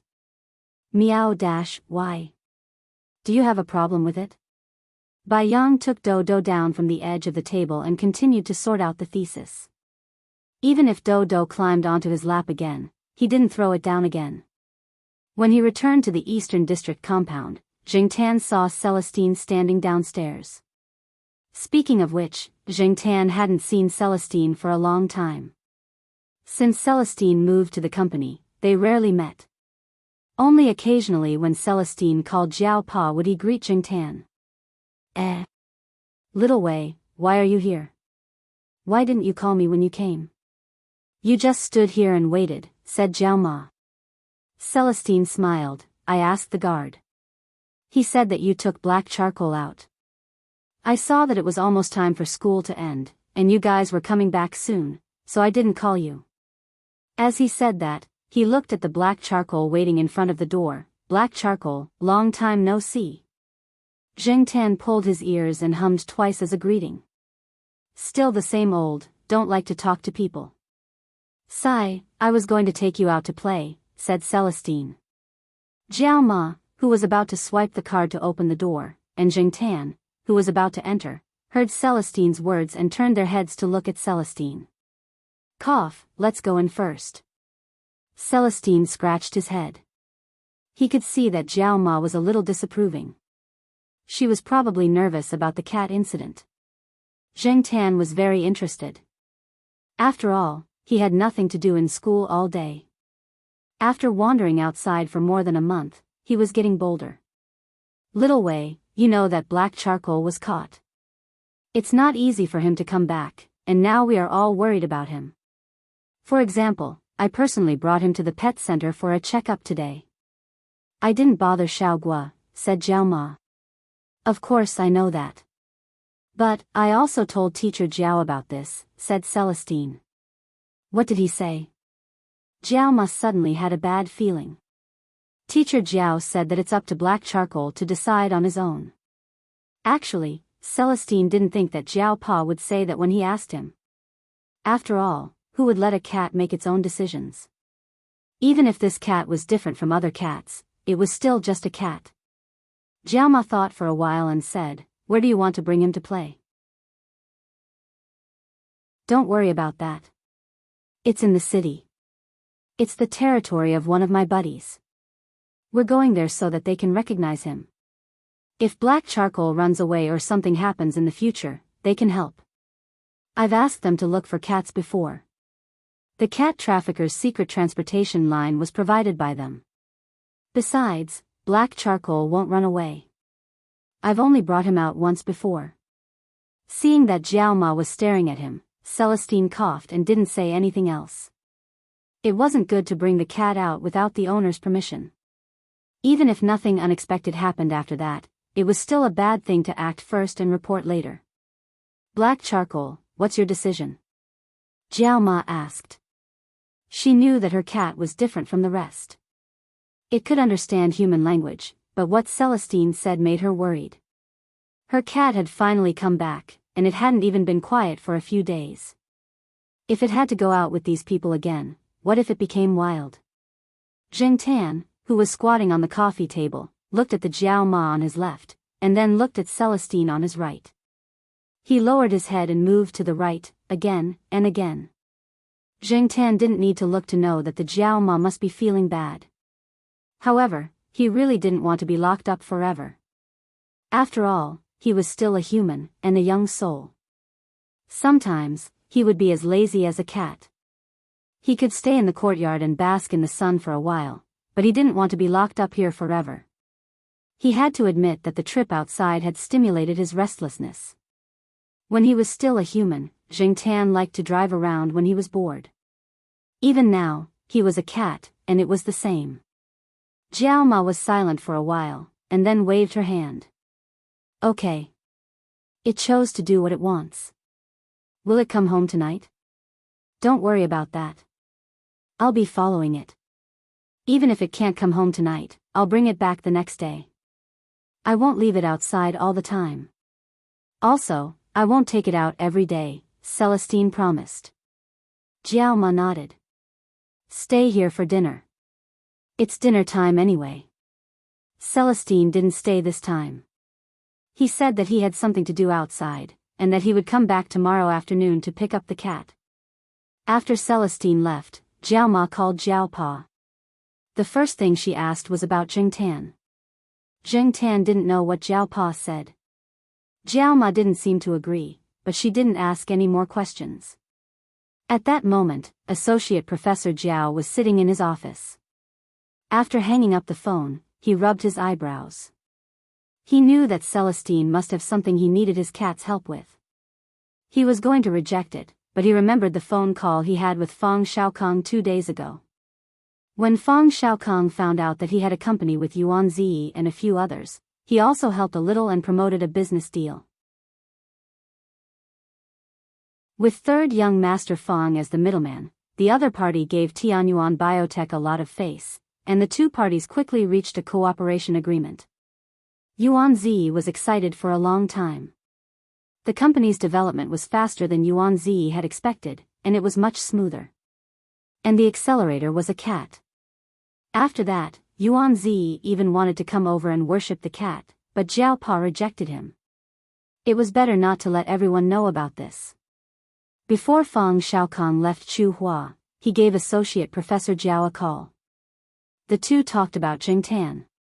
Before hanging up, Fang Xiaokong said, "Don't always restrain your cat. Black charcoal is destined to be uncontrollable, and it's not something an ordinary person can control. Your cat is very smart. Loosen your grip. Who knows, it might give you a big surprise." Associate Professor Jiao didn't care if it was a surprise or not. He only wanted his cat to be healthy. The next day, Jingtan was lying on a tree branch in the courtyard, taking a nap. In the morning, he wandered around the courtyard, but he was bored, so he ran around the campus. In the afternoon, he had nothing to do, so he could only lie there and recharge his energy. Celestine said that he would take him out tonight. After dinner, Celestine arrived. In this month, the sky was still bright after dinner. Jingtan followed Celestine downstairs. Celestine didn't ride his motorcycle this time.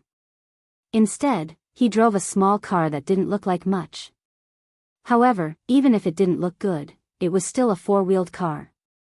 It was much better than being carried in a backpack while riding the motorcycle. "I borrowed this car from someone.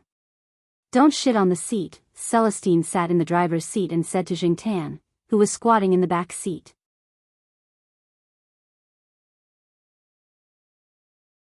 Chapter 75. Sitting in the back seat, Jingtan looked at the scenery outside the car window to determine the route Celestine was taking. Jingtan knew that he wasn't very smart, but his memory was good. He still remembered the route he took in Fang Xiaokong's car last time. Connecting that to the city map, Jingtan could roughly guess where the destination was. Although it wasn't the center of the city, it was still in a bustling area. It was different from the bustling area around Chuhua University. This area was truly a commercial area.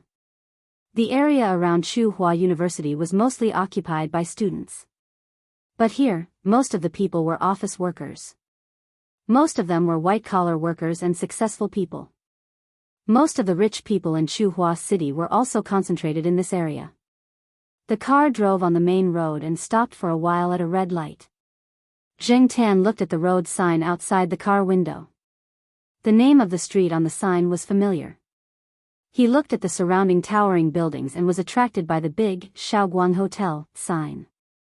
"Damn, isn't this the hotel marked on the membership card that third Uncle Fang gave me?" Jingtan moved closer to the car window to take a look. He didn't know much about design and couldn't describe the characteristics of this building. But looking at this hotel, he felt that the sharpness and coldness of the city that was piled up by steel and cement had softened a lot. It had a bit of the freshness of a rising star, but it didn't lose the domineering aura of a rising star. It was obvious that Fang Xiaokong must have spent a lot of effort on the design of this building. While Jingtan was looking at the building outside the window, Celestine turned his head to look at Jingtan and said, "The Shaoguang Hotel is just outside. I heard that you have a good relationship with the third Master Fang." "Third Master Fang?" Fang Xiaokong sure had a lot of nicknames. But it wasn't a good relationship. They had a lot of performing together. Celestine didn't expect a cat to answer his question. He had heard a lot of rumors about Fang Xiaokong. He was a legendary person, but also an unpredictable person. Celestine always felt that the third Master Fang was like a cat. It was hard to guess what he would think or do next. Maybe the brain of a genius was different from that of a normal person. Celestine shook his head. The green light was already on, so he continued to drive. When they arrived at their destination, the sky was already dark. The surrounding streets were lit, ready to welcome the people out at night. Celestine drove the car to a large bar.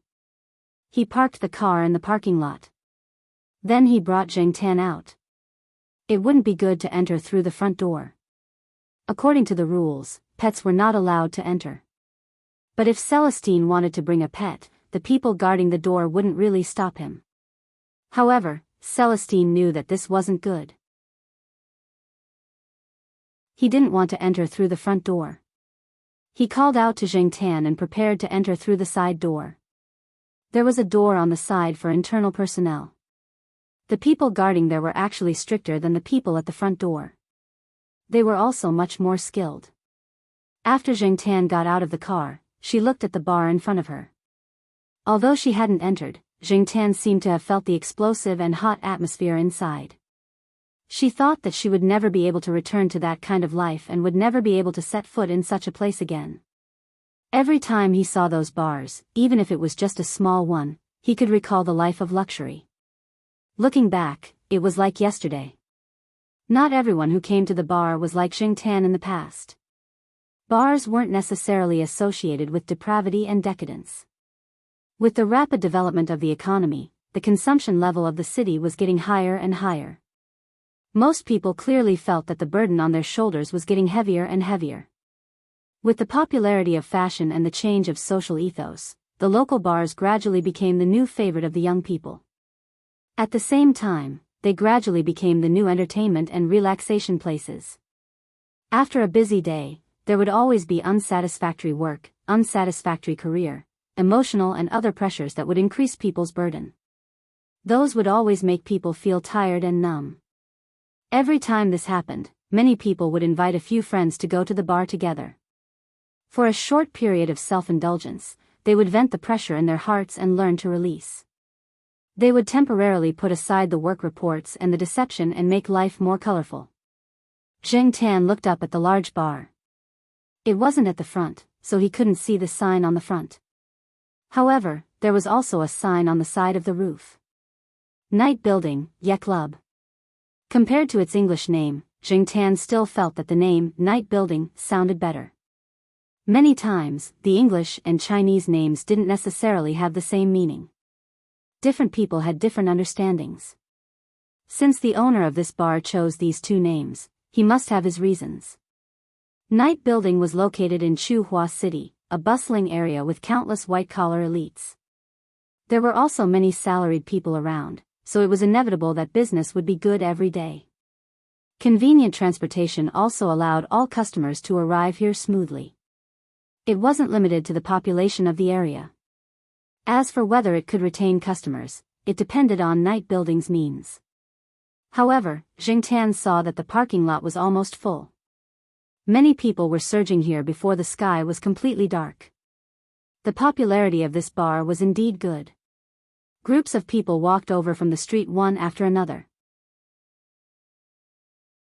Jingtan looked at those people with some envy, but he didn't expect to suddenly see a familiar figure. Jingtan's senses were now very sharp. He also believed in his own judgment. Even if the figure across the street was blocked by people walking past, Jingtan could still capture the image. Looking at the figure, Jingtan was sure that he definitely knew the person. As for who it was, Jingtan wasn't sure. In order to figure it out, Jingtan ignored Celestine's greeting and walked across the street. Seeing that the cat ignored him and walked out, Celestine cursed in a low voice and lifted his feet to follow. At this time, everyone was only looking at the brightly lit building and their destination. They didn't pay attention to whether there was a cat around, let alone a black cat. Under such visual conditions, it wasn't easy to notice. Besides, no one would think that there would be a cat walking around in this place at this time. Jingtan looked at the cars coming and going. Taking advantage of the slight gap between the cars, he rushed to the other side of the street, opposite Night Building. Directly opposite the door of Night Building, on the other side of the street, there was a person squatting under the lamppost. He seemed to be very young.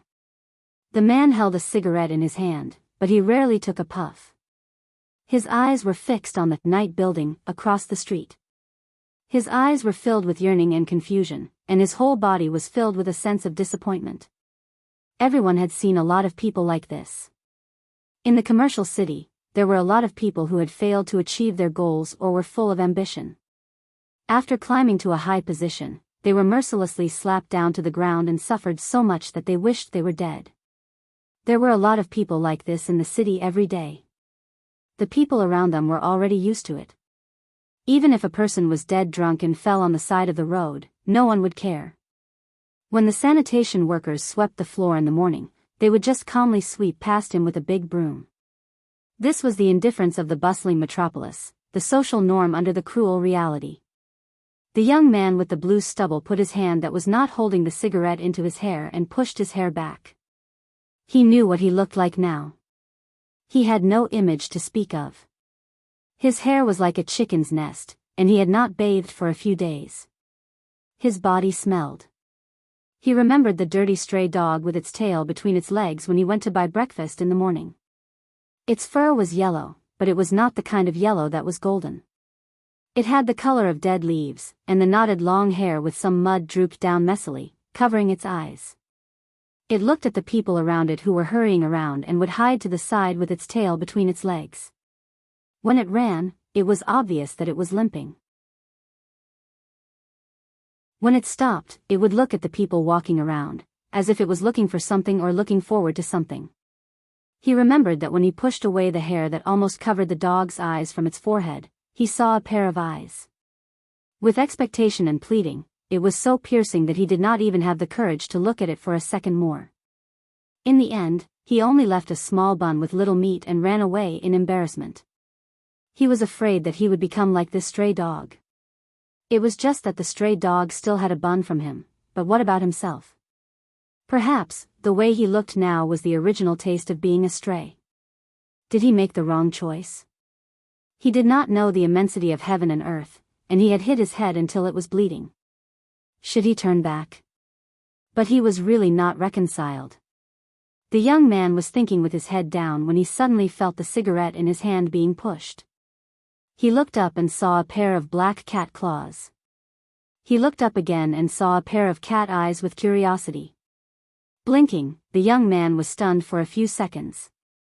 Apparently, he had not recovered from his contemplation. After he finally reacted, he was puzzled again. They had passed through several big cities and seen many black cats. Those cats were only similar in appearance but not in spirit. However, the cat in front of him was real. It was very similar to a certain idiot who knocked on the bottle. Was his eyes playing tricks on him? Was he hallucinating because he did not eat dinner and his brain was not supplying enough energy? Black charcoal. Why are you running around? If something really happens to you, how am I going to explain it to your cat parents? Wei Ling walked over angrily. He was so scared when he saw the cat crossing the road that he broke out in a cold sweat. Damn! Black charcoal, it's really you. The young man's eyes flashed with surprise, and the gloominess from his contemplation faded a little. Oh, you know him? Celestine looked at the sloppy young man squatting on the ground and looked at Jing Tan. Jing Tan ignored Celestine. He was just curious about how a Jean made himself look like this. Where were the other 4 people? Where did they go? Didn't they say that they had formed a band and the 5 of them acted together? I saw him once more than 20 days ago, and he did us a big favor. Hey, is that Mr. Fong not here? Jean looked around and made sure that he did not see Mr. Fong with the SLR camera. Celestine raised his eyebrows. More than 20 days ago. At that time, the cat was still outside. It seemed to be with the 3rd Master Fong. Okay, don't stay here. Let's find a place to sit down and talk. Celestine called Jing Tan and waved to Jean, indicating that he should follow. Where are we going? Jean hurriedly threw the cigarette but in his hand into the trash can 1 meter away and asked. Celestine pointed to the opposite night building. There. Jean staggered and directly knelt down. He almost knelt down in front of Jing Tan and Celestine. Jing Tan. Should I put 3 more incense sticks? Young man, you really don't have to do this. Celestine said.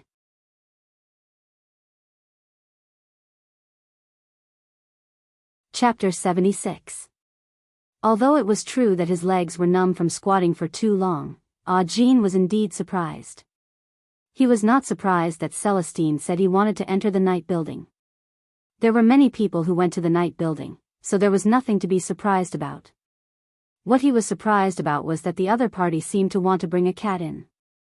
Could a cat enter a bar? It was the dignified night building. In the past few days, Jean had come here almost every night. He squatted across the street and watched the people on the street go in. He watched the invited bands go in, and then squatted outside in a daze until someone came out. He heard which band or singer people were talking about when they came out. This made Audine envious. He always thought that one day he could also become the topic of these people's discussion. However, now they could not even enter a small bar, let alone the famous night building. It was only a street away, but it was like a natural chasm. However, Audine did not expect that a moment ago, it was a natural chasm, and the next moment, he was told that he could go in with them.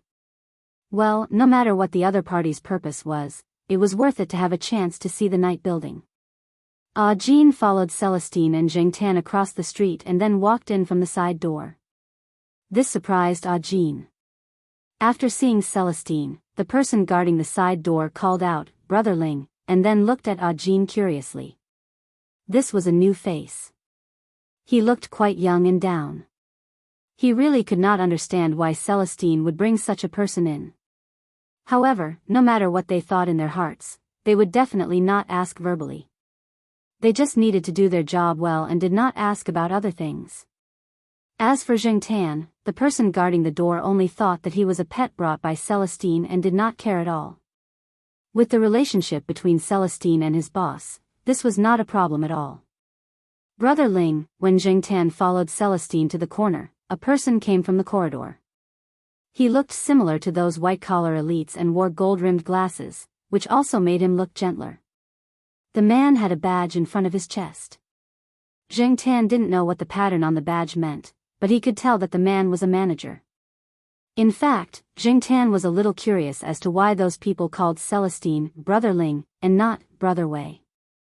What Jean didn't know was that when Celestine was called Brother Wei once, the person had a local accent, so it sounded like Brother Wei. Because of this, he was laughed at by Yi Hao for a long time. Since then, Celestine had an idea to not let people call him Brother Wei in the future, but Brother Ling. "Raunchy? You're the one watching the show this time," Celestine said. Well, Brother Hao had something to do at the last minute, so he left with Leopard. He said that if Brother Ling came over, he would let me entertain you. The man named Raunchy glanced at Audine, who was standing behind Celestine. His eyes were suspicious, but he didn't say much. He led the two people and the cat upstairs. The third floor was a top-secret VIP area. Only people with special permission could enter. There were many private rooms here. Obviously, it wasn't the first time Celestine came here. There was a private room here for Celestine and others, so Raunchy didn't ask too much and directly led them there. Audine seemed a little restrained. After wandering for so long, he still had a little bit of knowledge. No matter what the identity of the two people in front of him was, they were certainly not people that he could provoke. The strangest thing was that in addition to these two people, there was also a mysterious cat. No matter how he looked at it, it was strange. "Sit down, don't be restrained." Celestine patted the leather sofa next to him and said to Audine. He didn't care that Audine's clothes were already a little dirty. Raunchy wouldn't say anything. He was just accompanying the guests now. However, Raunchy also felt strange. Why would Celestine bring such a person here? With Raunchy's eyesight, this young man was definitely not from the underworld, and he wouldn't have the same background as Celestine. Although Celestine had just explained that he brought him here at the last minute, with Raunchy's understanding of Celestine, Celestine must be trying to get information from him now. He just didn't know what this young man knew that could make Celestine so interested. Celestine and Audine were talking, and Jean didn't care about them. He walked around the private room, and his evaluation of this private room was not bad. After walking around, Jean jumped on the solid wood tea table in front of the sofa. There were some snacks on the plate. Jean had already eaten. He sniffed and didn't have any appetite. Bored, he continued to look at the layout of the private room and found that it could also be used as a KTV. Jean was very regretful. If he was still the same as before, he would definitely sing. Unfortunately, he was just a cat now. Raunchy didn't speak, but he was paying attention to Audine. At the same time, he didn't stop looking at the black cat. What did Celestine mean by bringing a black cat here? From Jingtan circling around the room to jumping on the solid wood table, Ranchi had been paying attention until Celestine signaled him to serve some wine. Ah, Jean, you are still young. Ranchi, get someone to prepare a lower alcohol content bar. When Celestine said this, his fingers moved twice. Ranchi looked at Celestine, nodded slightly, and turned to leave. Jingtan noticed the subtle movements of these two people. He knew that Celestine wouldn't be so kind as to bring people in. Jingtan was quite doubtful about the authenticity of the so-called lower alcohol content. Although Jean was still very young, he had been outside for so long after all, so he still had some vigilance. Celestine didn't ask too much and was ready to change his strategy. Brother Ling, are you still following the old rules? Ranchi turned around and asked when he walked to the door. Same old rules. Celestine didn't raise his head and said. After getting the information he wanted, Ranchi directly opened the door and went out. Jingtan looked at the closed door and was a little unhappy. He hadn't made a choice yet, and he had already left. Jean still didn't say much. He sat there cautiously, looking out of place. Celestine didn't continue to ask. He walked to a wall and pressed a button on the wall. The wall moved to the side, revealing a window. At the same time, there was also a passionate sound coming from below. When Jean heard the music, his eyes lit up. He sat up from the sofa and went to the window to look out. Jingtan also jumped to the window curiously. Through the window, Jingtan could see the scene below. It should be some area on the first floor for the public to pass time. There were some wine tables on the side, and people came and went. There was a round stage in the center, on which a band was performing. This is the legendary East Palace of the Night Building? Jean was a little excited. Jean heard that the Night Building had 4 areas, which were divided into the East, West, South, and North Palaces. The North Palace was the most ordinary and also the place with the lowest cost. The resident singer there was much worse than the other 3 areas.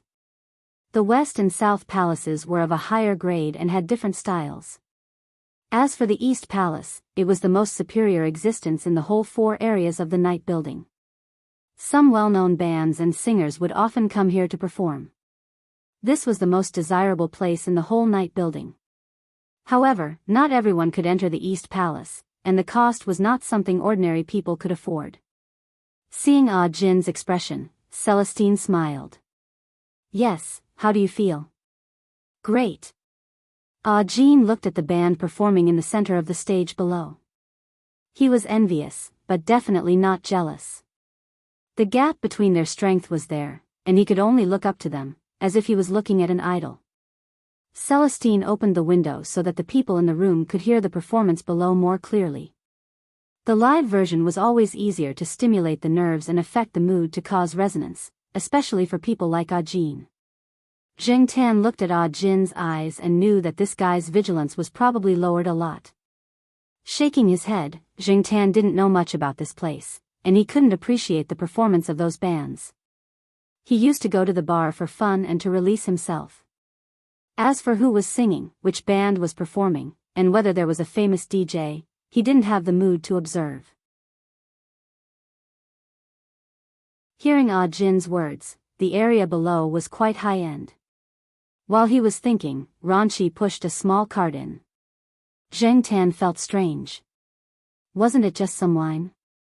Why did he push a cart in? When Ranchi took out the wine from a box in the cart, Jingtan felt like he was stuck by a fishbone. Red Star Erguoto? Damn, Celestine actually wanted to drink Erguoto in a place like this?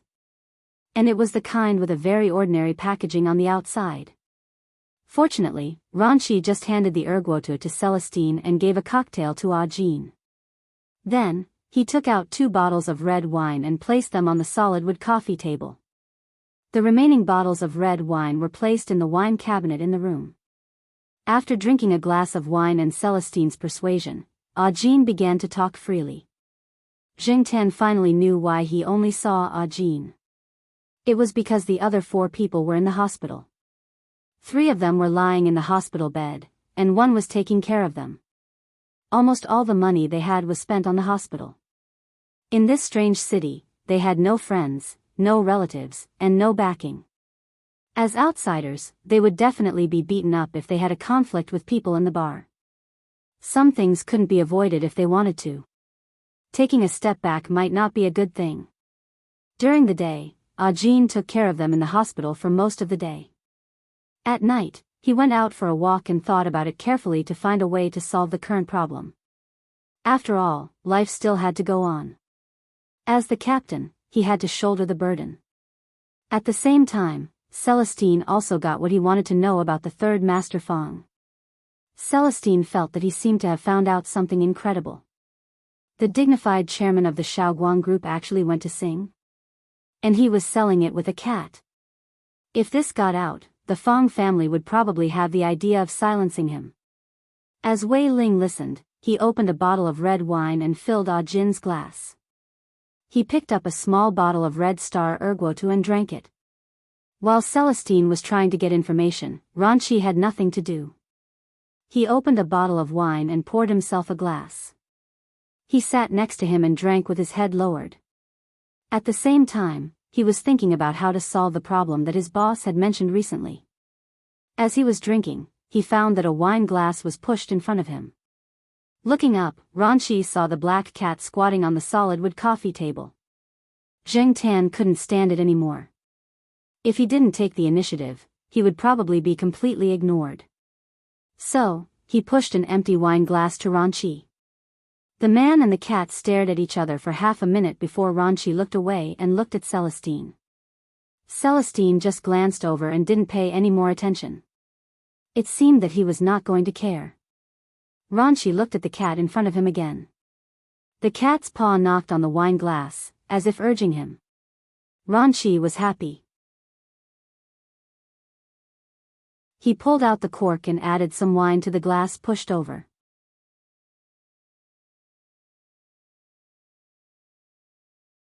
Chapter 77. When Zheng Tan put its head into the red wine glass, it found that the rim of the glass was still a little small. It could only pull its ears back, or else it would feel uncomfortable with its ears stuck in the rim of the glass.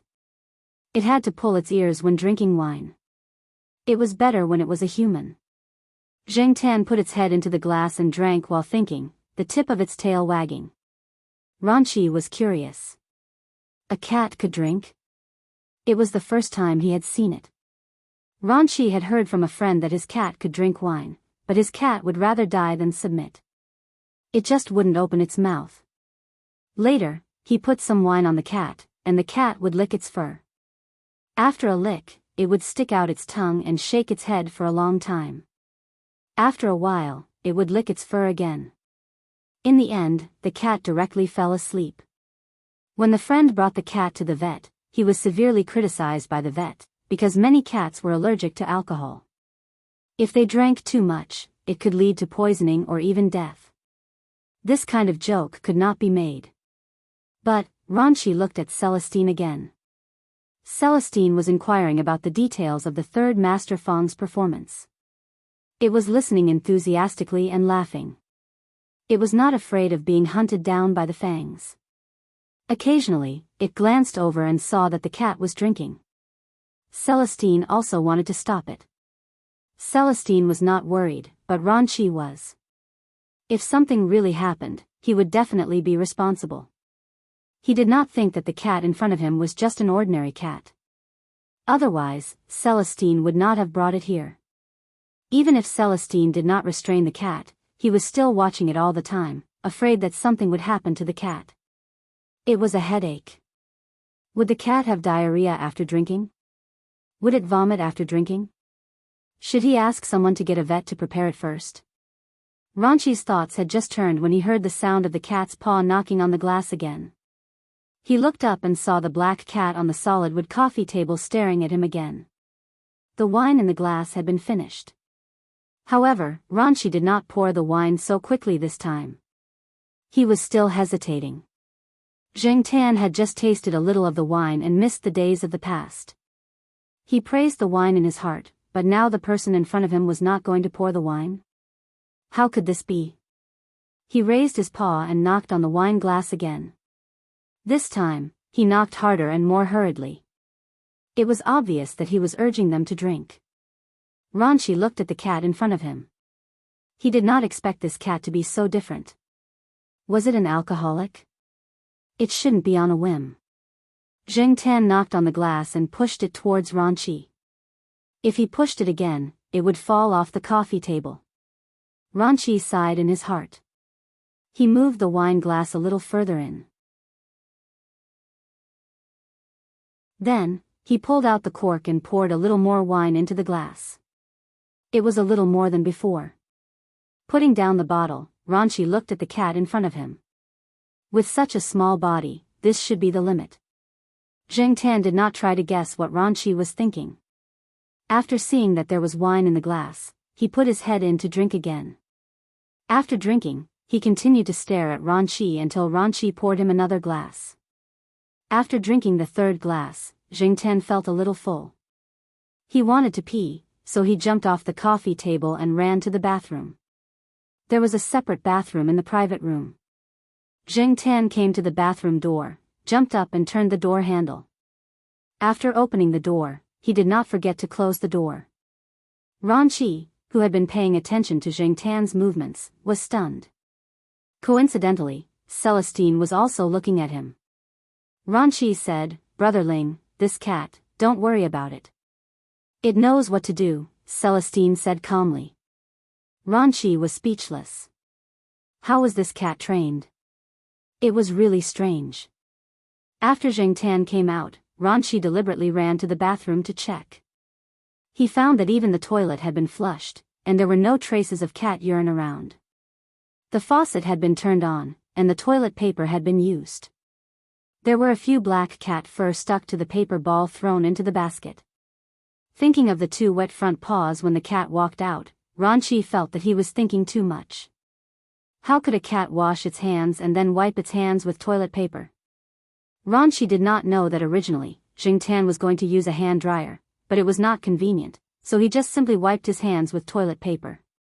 The private room was covered with a carpet, and the wet footprints were not obvious. When Ranchi came out of the bathroom, he frowned.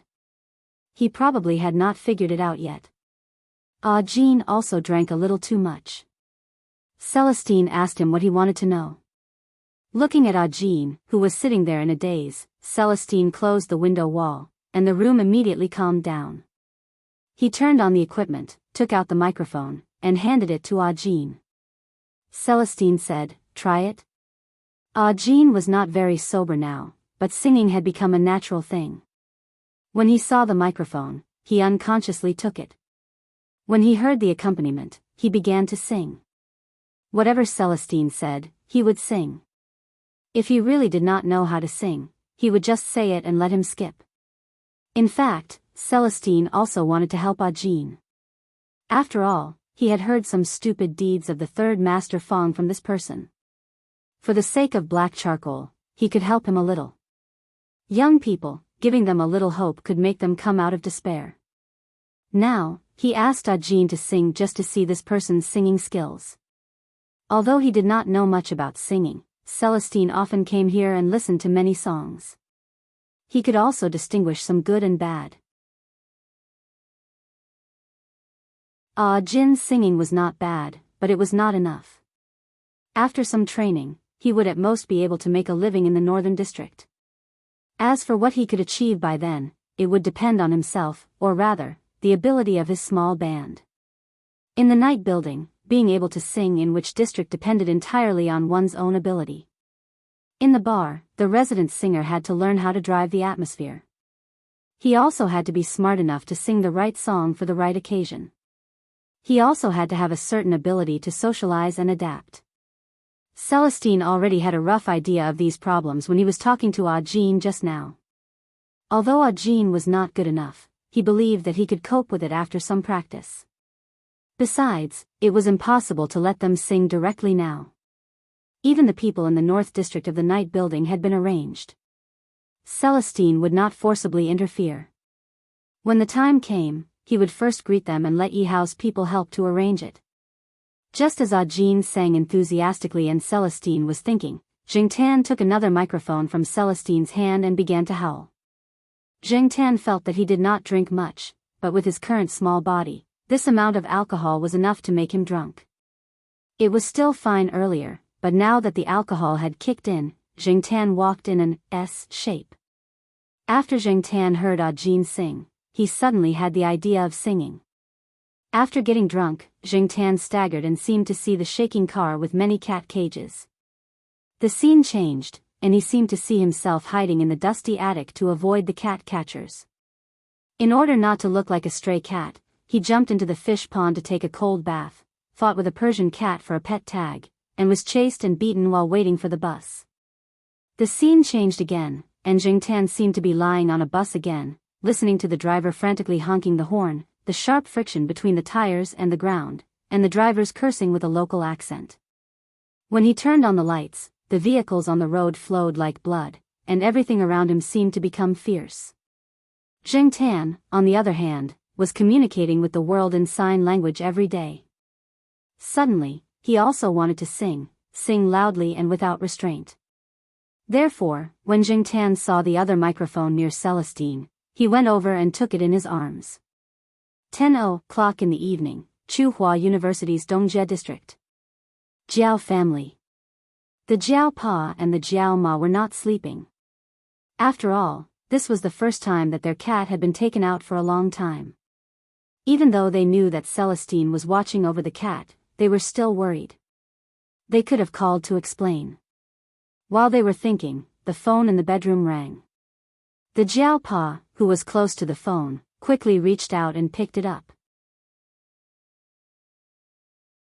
However, the moment the call was connected, a series of iconic howls came from the other side of the phone.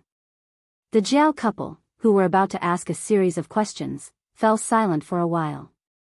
When the phone became quiet, the Jiao Pa asked, "What's going on over there?" "Black Charcoal is drunk. He's howling right now. I'm in the bathroom." "It's quieter here," Celestine said. "You're giving him alcohol," the Jiao Ma said angrily.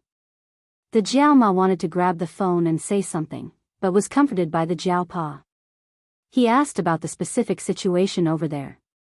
After a brief explanation, Celestine walked out of the bathroom and went to the sofa. He asked Ranqi to turn off the sound system, then put the phone next to Jingtan, who was still howling. Hearing the howling on the other side of the phone, the Jiao Pa was sure that it was his cat, and it was very energetic and full of energy. However, compared to before, his cat's howling was scarier and more unscrupulous this time. It was out of control. "Black Charcoal," the Jiao Ma grabbed the phone and called a few times. Jingtan was howling. It was a bit strange. Without the accompaniment, it became quieter. Then it heard the voice from the phone, and the howling became softer. "Black Charcoal isn't coming back." It was little Pomelo. "Mom, where is Black Charcoal?" It was Jiao Yuan. The two kids were still awake. When they heard the phone ring, they immediately kicked the quilt away and tiptoed to their parents' room. They put their ears against the door to make sure it was about their cat, then knocked and came in. Their voices were also transmitted to Jingtan's ears through the phone. It wasn't loud, but Jingtan could still hear it. "Good boys, go to sleep. Black Charcoal is karaoke with someone," the Jiao Pa said to them. On the other side, Jingtan tilted his head and thought for a while with his muddled brain. Yes, he was no longer a vagrant. He could go home when he was tired. The small yard, the old building, and the crowded small attic. Thinking of this, his mood suddenly became better. Celestine and Ranqi watched the cat on the sofa stop howling, then suddenly howl again. It became more excited. The hysterical voice that crossed 2 octaves but was not in tune at all made Celestine and Ranqi want to bang their heads against the wall. They were now very envious of Ajin, who was already drunk and asleep. That way, they wouldn't have to endure this kind of torture. Without the equipment on, without the accompaniment, and without the microphone working, this cat could still howl so loudly. For this reason, Celestine and Ranchi made a decision at the same time. They would never give this cat alcohol in the future. The evils brought on by oneself were the hardest to bear. Celestine wanted to go out for a while, but he was afraid that Jingtan would do something unexpected. Since he had promised the Jiao family, he had to watch. Ranchi, on the other hand, wanted to take the microphone out of Jingtan's arms several times, thinking that without the microphone, the cat wouldn't howl. But before his hand could touch the microphone, his hand was scratched. Instead of scratching his hand, it was his sleeves that were damaged. The sleeves of the suit that he had bought less than 2 days ago were torn by the cat. He wanted to sneak out, but Celestine stopped him and said something about sharing weal and woe. Share weal and woe my ass.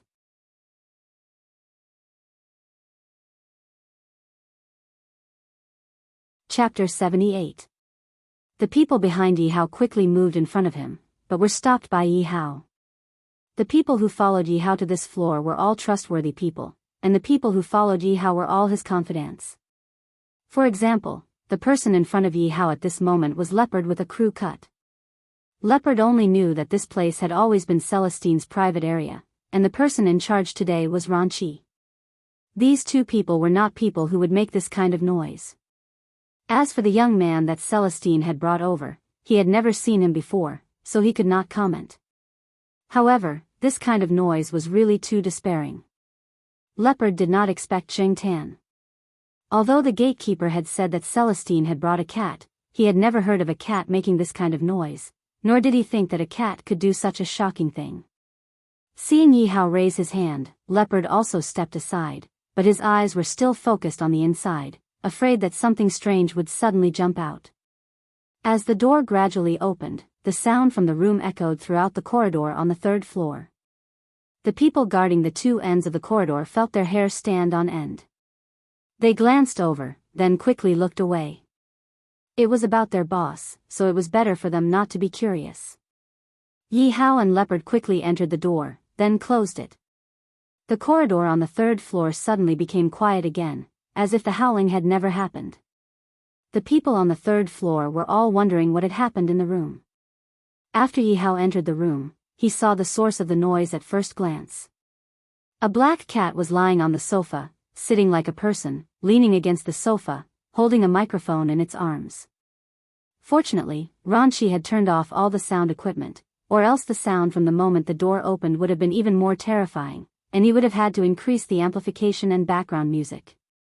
There was another person lying on the sofa, probably drunk too much and asleep. This should be the young man that Celestine had brought in.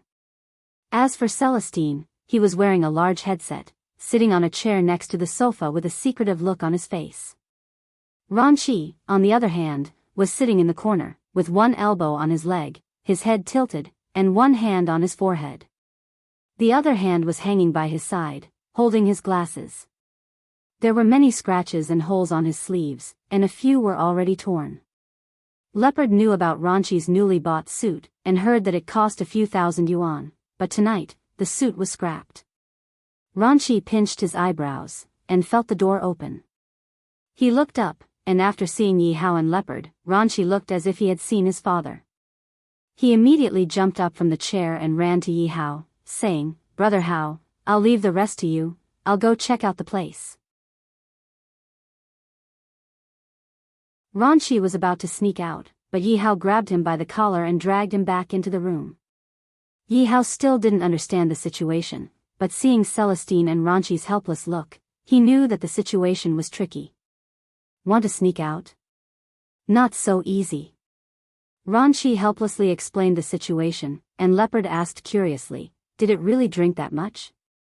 I've never seen a cat drink before." "Now you've seen it." Ranchi pointed at Jingtan on the sofa. Yi Hao didn't say anything, and looked at Celestine. Celestine just shrugged, indicating that he couldn't do anything. Walking to the sofa, Yi Hao looked at the cat in front of him. When he heard his subordinates report, he knew that Wei Leng must have brought this black cat over. Because of its capture, there were some changes in Chuhua City, both overt and covert. So many people were mobilized to find this black cat. In the past, no matter what Celestine said, Yi Hao thought that Celestine was exaggerating, but now that he saw the cat, Yi Hao suddenly felt that Celestine actually underestimated the cat's ability. It was probably the only cat that could drink and still be immersed in its own world and howl like this. Although Jingtan was very drunk, ever since he became a vagrant, his vigilance had increased a lot. When the door opened, he felt a strange presence, so he was a little absent-minded when he howled. Now that a stranger walked in front of him, he had to pay attention. Stopping howling, Jingtan looked at the person in front of him. A man and a cat stared at each other.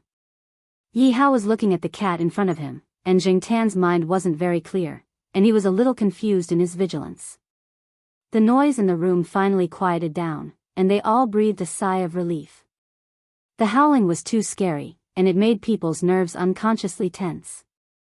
Now that it was quiet, they felt much more relaxed. After looking at the person in front of him for more than 10 seconds, Jingtan's remaining consciousness confirmed that he didn't know the person in front of him. He threw the microphone in his hand at the person, turned around, and walked to the side.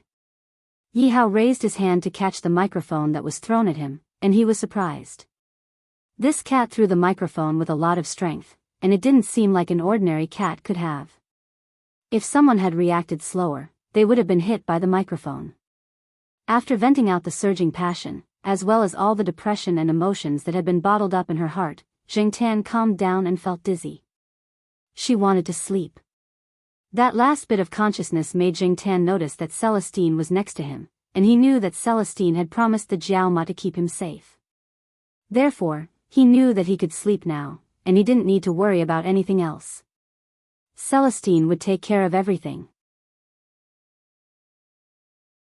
Another thing that made Jingtan unhappy was that when he was about to go to sleep, he found another person lying on the sofa. He didn't remember that Ajin was here at all. He sniffed, and the smell was not unfamiliar, but also not familiar. He was sure that it wasn't someone from the Jiao family. Jingtan walked over, lifted his foot, and kicked Ajin, who was sleeping on the sofa, off the sofa. He walked around the sofa, and when he felt that the sofa was spacious enough, he lay down in the middle of the sofa and adjusted his position to make himself more comfortable. The room was silent. Ajin, who had been kicked off the sofa, was still asleep. Maybe it was because the floor was covered with carpet, so it didn't hurt. Even if it hurt, Ajin was so drunk that it was unlikely that he would wake up. The 4 people in the room, including Celestine, were shocked by Jingtan's actions. Celestine knew that this cat was stronger than ordinary cats, but he didn't expect it to be so strong that it could directly kick Ajin off the sofa. Even his master's cat wouldn't be able to do that, right? As for Yi Hao, Ranqi, and Leopard, all kinds of guesses and ideas began to emerge in their minds. God? Cat demon? Monster? Mutant? Or a secret weapon of a special department? This cat. Yi Hao pointed at the black cat lying in the middle of the sofa and looked at Celestine. Celestine waved his hand. It's just a little special. Just keep it to yourself. Don't tell anyone. What the F***ck, was this just a little special? Ranqi looked at Ajin, who had been kicked to the floor, and then looked at his sleeves, regretting. If he had known that this cat was special, he wouldn't have blindly grabbed the microphone and ruined his suit. Yi Hao dragged a chair over, lit a cigarette, and took 2 puffs. After a moment of silence, he said, "You mean, we can ask this cat for help with that matter?" "That's an idea." Celestine nodded. From the moment he brought the cat to the night building and entered the private room, Celestine had seen the movements of the black cat and Ranqi.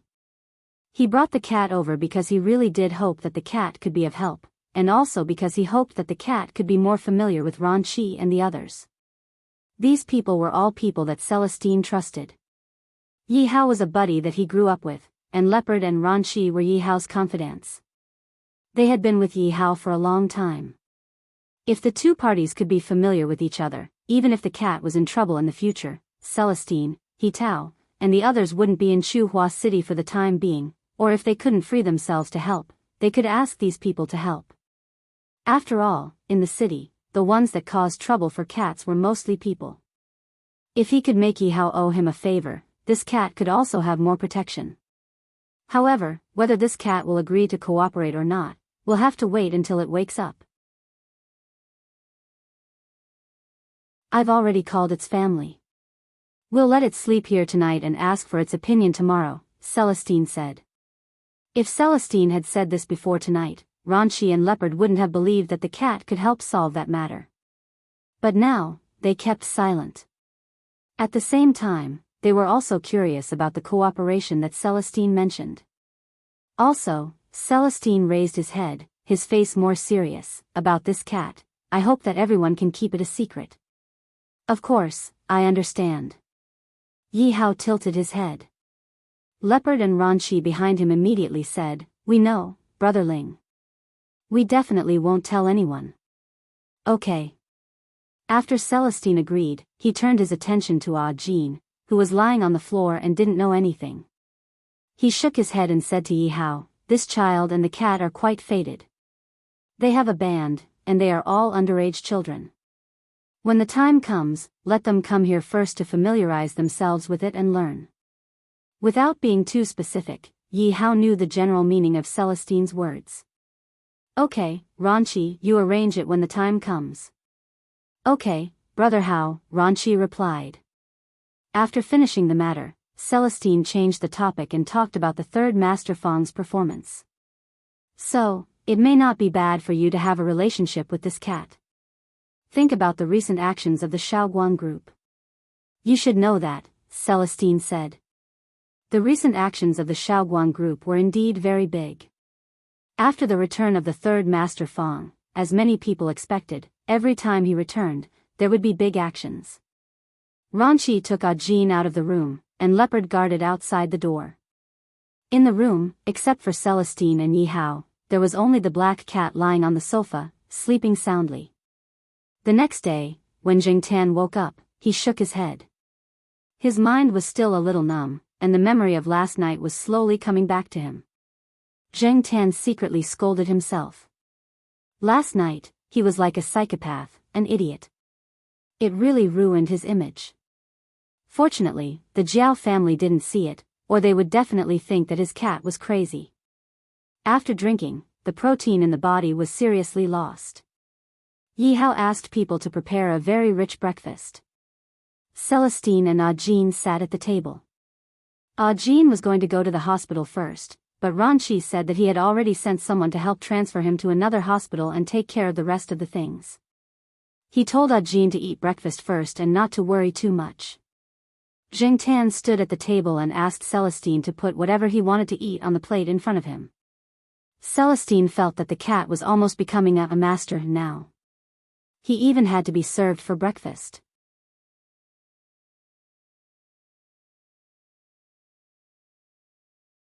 Chapter 79. Yi Hao did not immediately come over to talk to Jing Tan, and he did not appear in the night building the next day. He left first when he heard that he had something to do. Ah Jean and his friends were now transferred to a nearby hospital, which was much better than the small hospital they had been in before. It also allowed them to receive better treatment. It was not because they were seriously injured, but to ensure that there would be no other sequelae when they performed in the future. It would be more secure if they went to a better hospital. Celestine was driving. Only Jing Tan was in the back seat of the car, and Ah Jean was sitting in the passenger seat. Originally, Ah Jean was going to sit in the back seat, but he found that he did not know how to treat the black cat. He knew that he could get help because of the black cat. Celestine had already said that he would help them for the sake of the black cat. However, Ah Jean did not understand. Wasn't it just a cat? Even if it was special, it was just a cat, wasn't it? In addition to Celestine's attitude, the people in the night building were also the same. Ah Jean recalled what had happened in the morning.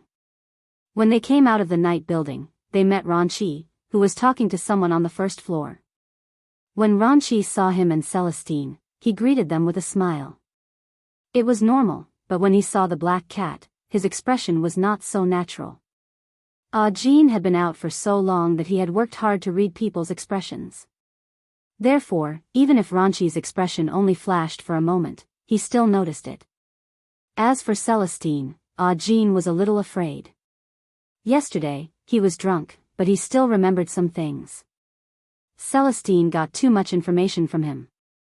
He even got the hospital addresses and ward numbers of the other 4 people. Although Celestine did not mean any harm, Jean felt that he was still not vigilant enough. Yesterday, he was too impulsive in the night building. Especially when he saw the performance in the East Palace, he immediately let down his guard. It seemed that he still needed to train. As for Mr. Fong, Celestine told him not to talk about Mr. Fong to others in the future, or he might get into trouble. Sure enough, they were not ordinary people. Even the cat was not an ordinary cat. After parking the car, Celestine took out his backpack, unzipped it, and shook it before looking at Jingtan. Jingtan felt helpless, but he could only jump into the bag. Ranchi had already told them their ward number. Celestine and Jean went straight to the ward. It was not a single ward. There were 4 beds in each ward. However, there were only 4 of Jin's friends in this ward. 3 of them were bedridden, and one of them could sleep on the remaining hospital bed when he was on duty.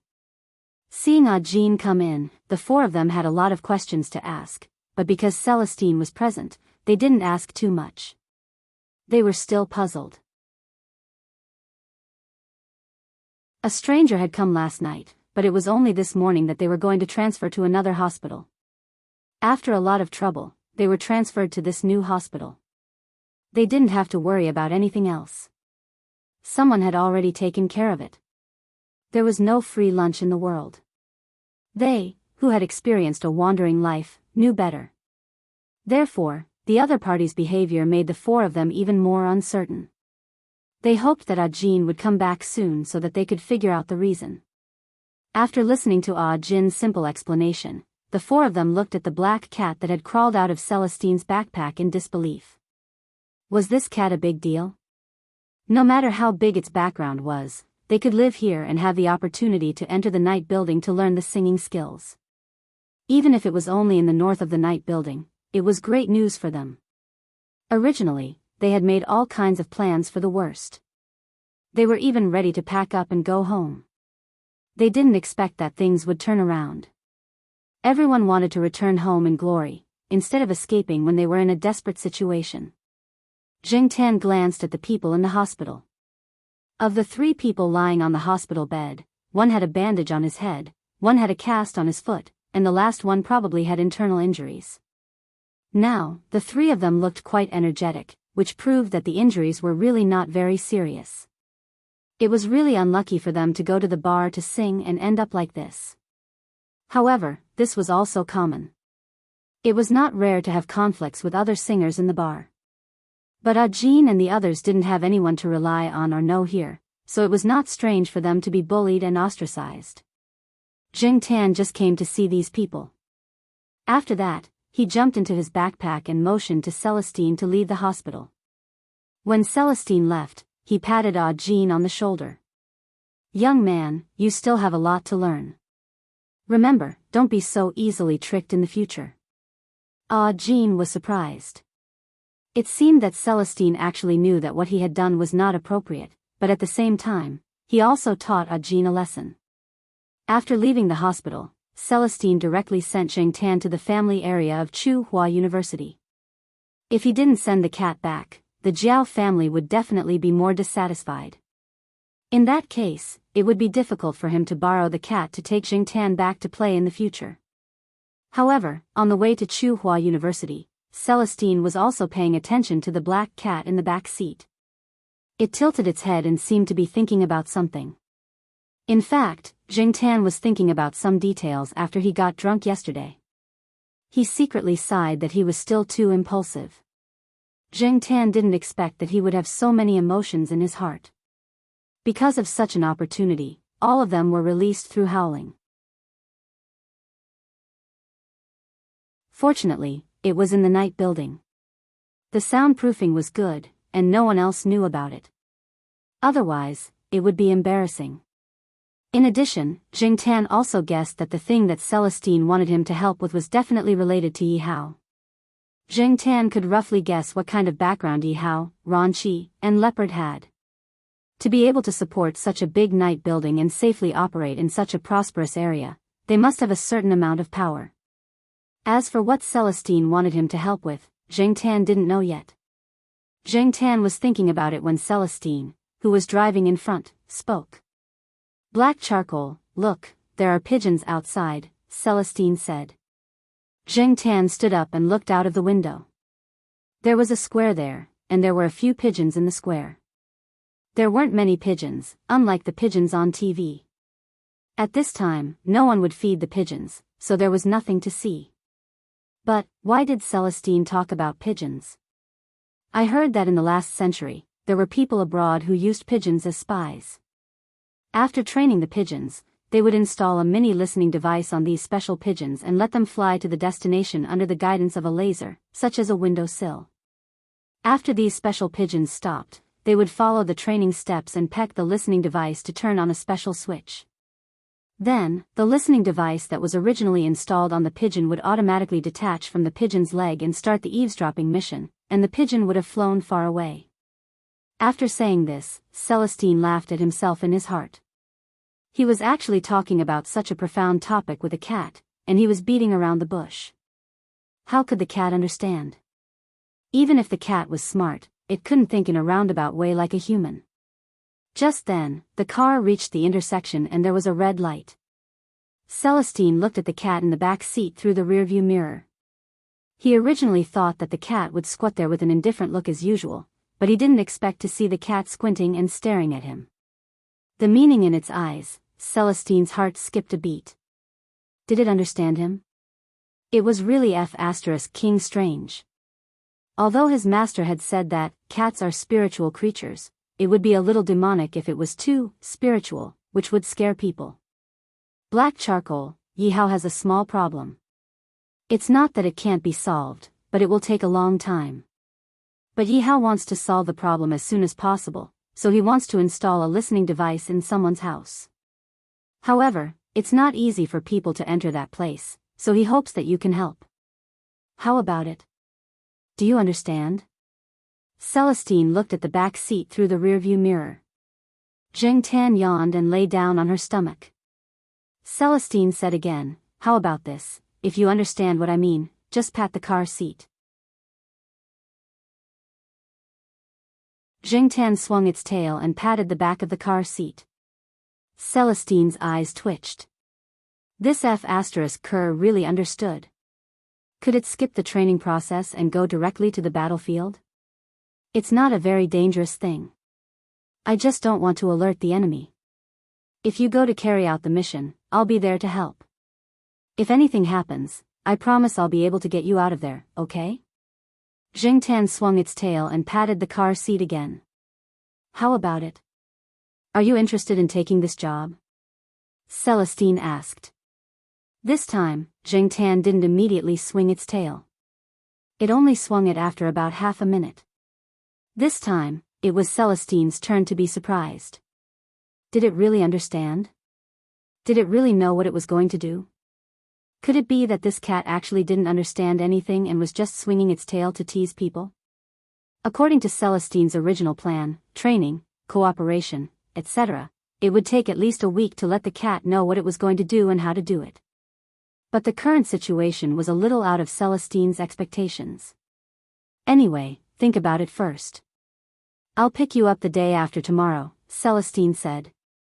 His tone didn't sound like he was talking to a cat, but more like he was talking to a person. Moreover, the conversation was so smooth that Celestine was worried. Did this cat really understand or was it just pretending? After arriving at Tsinghua University, Celestine's car drove into the east courtyard. After Zheng Tan got out of the car, it jumped back into the car. What? Celestine asked curiously. Zheng Tan raised its paw and scratched its neck. Oh, I forgot, Celestine said as he took out Zheng Tan's access card from his pocket and hung it around Zheng Tan's neck. This time, Zheng Tan jumped out of the car and left. But it didn't go upstairs. There was no one upstairs at this time. It would be boring up there. On the lawn of the courtyard, Huang and the sheriff were sunbathing. Next to them was the Saint Bernard dog, Little Flower. Huang was still using its paw to step on Little Flower's body. Jingtan didn't have time to pay attention to them. He was thinking about something now. This time next year, Jiao Pa would probably go abroad for at least a year. By then, the Jiao family wouldn't have a backbone. What if Jiao Yuan and little Pomelo got bullied? He couldn't always count on the people in the courtyard to help him, right? Jiao Pa's friends would definitely take care of him, but Jingtan hoped that he could do something. Since he had decided to stay here, he had to show his worth. If someone really bullied him, and the proper channels didn't help much, it would be more convenient to ask Yi Hao and the others for help. Sometimes, violence could solve problems more directly. Therefore, Jingtan didn't want to give up on Yi Hao.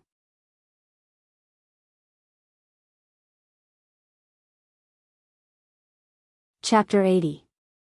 After Celestine left, he didn't come back the next day. Jingtan was a little disappointed. He had been mentally preparing himself for the whole night, imagining all kinds of high-end Secret Service scenes, but when Celestine showed up, he didn't believe it. Jingtan even suspected that Celestine's calls to Jiao Pa, Jiao Ma had been rejected. The Jiao family was the happiest about Celestine not coming back for 2 days. After Jingtan came back that day, Jiao Ma immediately took Jingtan to Xiaoguo's place for a physical examination. The result was that he was healthy. To be exact, he was in very good condition. Auntie Jiao and Xiaoguo's brother didn't quite understand this. If this cat had really drunk too much wine, it shouldn't be fine, right? At the very least, he should be dispirited or throwing a tantrum. What they didn't know was that Jingtan took advantage of this drunken madness to release the pent-up anger in his heart for a long time. Perhaps it was hard for them to imagine how a cat could have such a psychological barrier, but it was the truth.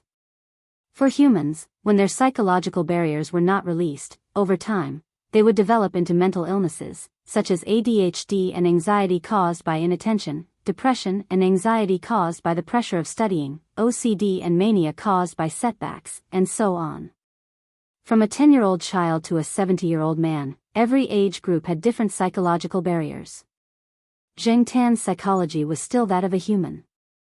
Even if he had no choice but to accept the reality of becoming a cat in order to survive, it wasn't that easy to get over the psychological barrier.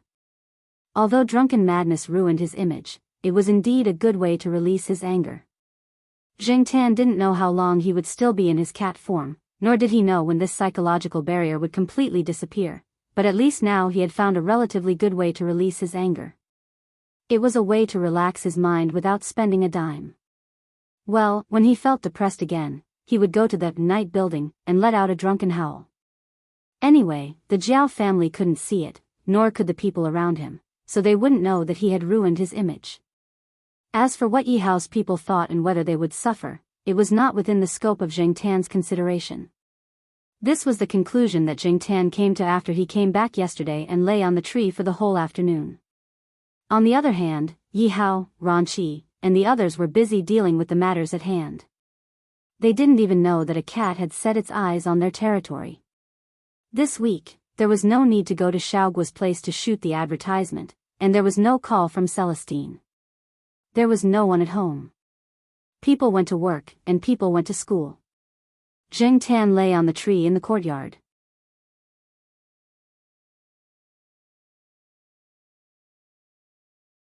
This kind of thing could be big or small. It depended on who was behind it.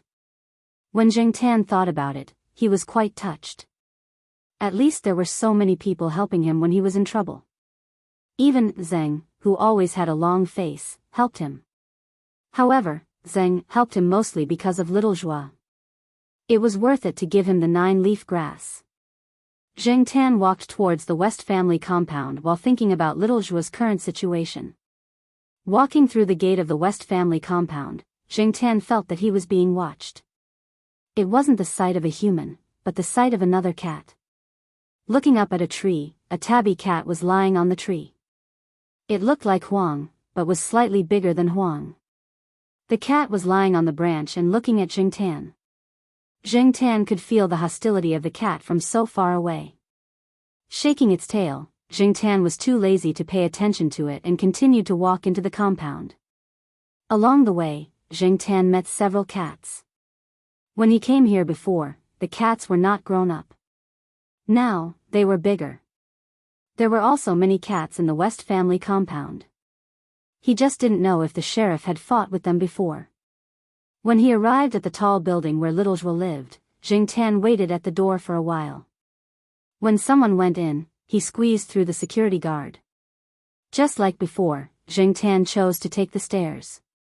If he took the elevator, he would be surrounded by people looking at him as if he was a rare thing. Jing Tan didn't like that kind of look, so in order to avoid that trouble, Jing Tan still felt that taking the stairs was more worry-free. In one breath, he rushed to the 6th floor. Jing Tan came to the door of room 606. He pricked up his ears and listened. He didn't hear anything, so he jumped up and pressed the doorbell. While waiting for the door, Jing Tan was still wondering if the nanny was still there. He guessed that he would be despised again. After waiting for a few minutes, there was still no movement inside. Jing Tan felt strange. He jumped up and pressed the doorbell a few more times, but still, no one came to open the door. Could it be that she was still hospitalized after giving birth? Jing Tan didn't know much about women's affairs, so he couldn't think of a reason. He squatted at the door and waited for another 10 minutes, but still, no one came to open the door. He put his ear to the door and listened for a while, but he didn't hear any other sounds in the room.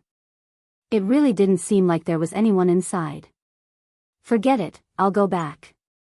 Jing Tan didn't want to wait any longer. It seemed that he couldn't wait for someone to open the door. He turned around and left.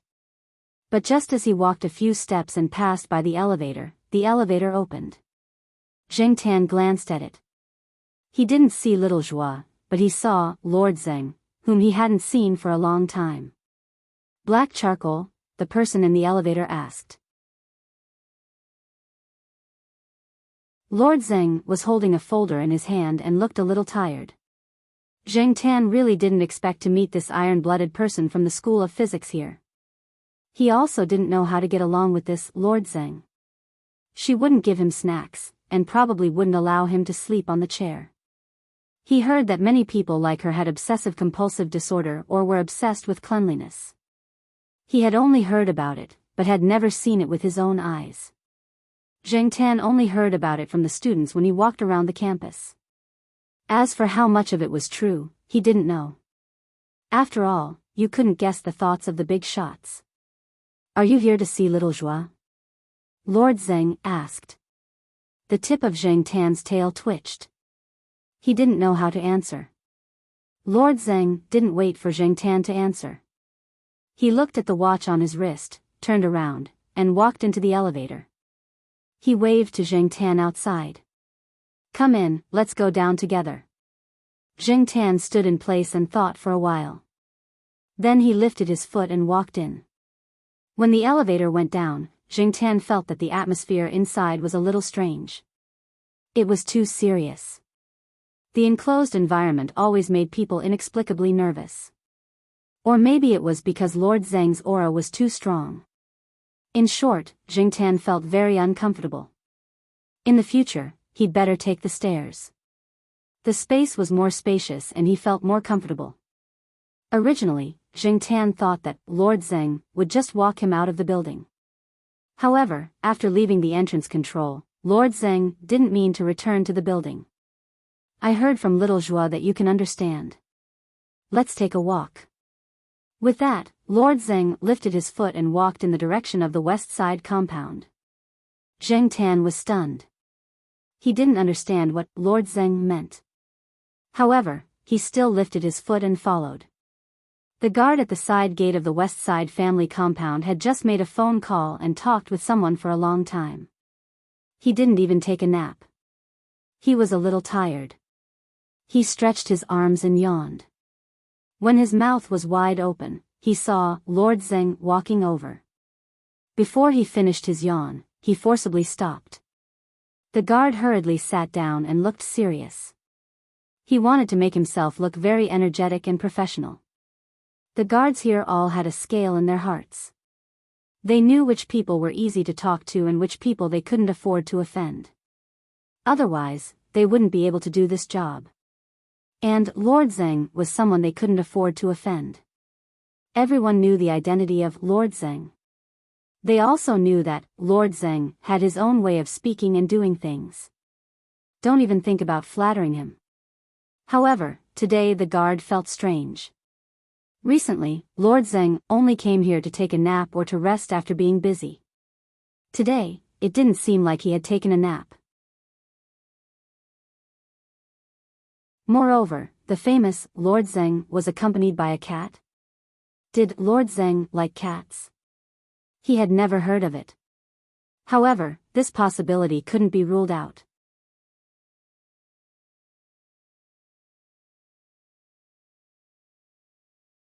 Chapter 81. Zheng Tan followed Lord Zeng out. The West Side family compound was close to the West School gate, and there were more people coming and going. Fortunately, Lord Zeng didn't mean to leave the school. She turned a corner and walked along a small path towards the campus. Although they were indeed walking towards the campus, there were many people who knew Lord Zeng at the gate of the West Side compound. Zheng Tan didn't know how many people stared at him. Some people were whispering behind him about whether the cat belonged to Lord Zeng, and why Lord Zeng was in the mood to walk her cat. If she wanted to avoid these people, it was actually very simple. She just had to walk along the relatively deserted gravel road from the other gate of the West Side compound. There was no need to walk towards the school gate. Zheng Tan didn't understand what Lord Zeng meant. Telling others that this cat actually had a backer? And the backer was the famous Lord Zeng of Tsinghua University. Zheng Tan followed Lord Zeng into the campus while thinking about this big shot's thoughts. At the same time, Zheng Tan was also curious. He didn't see little Joie when he went there just now. Did little Joie move?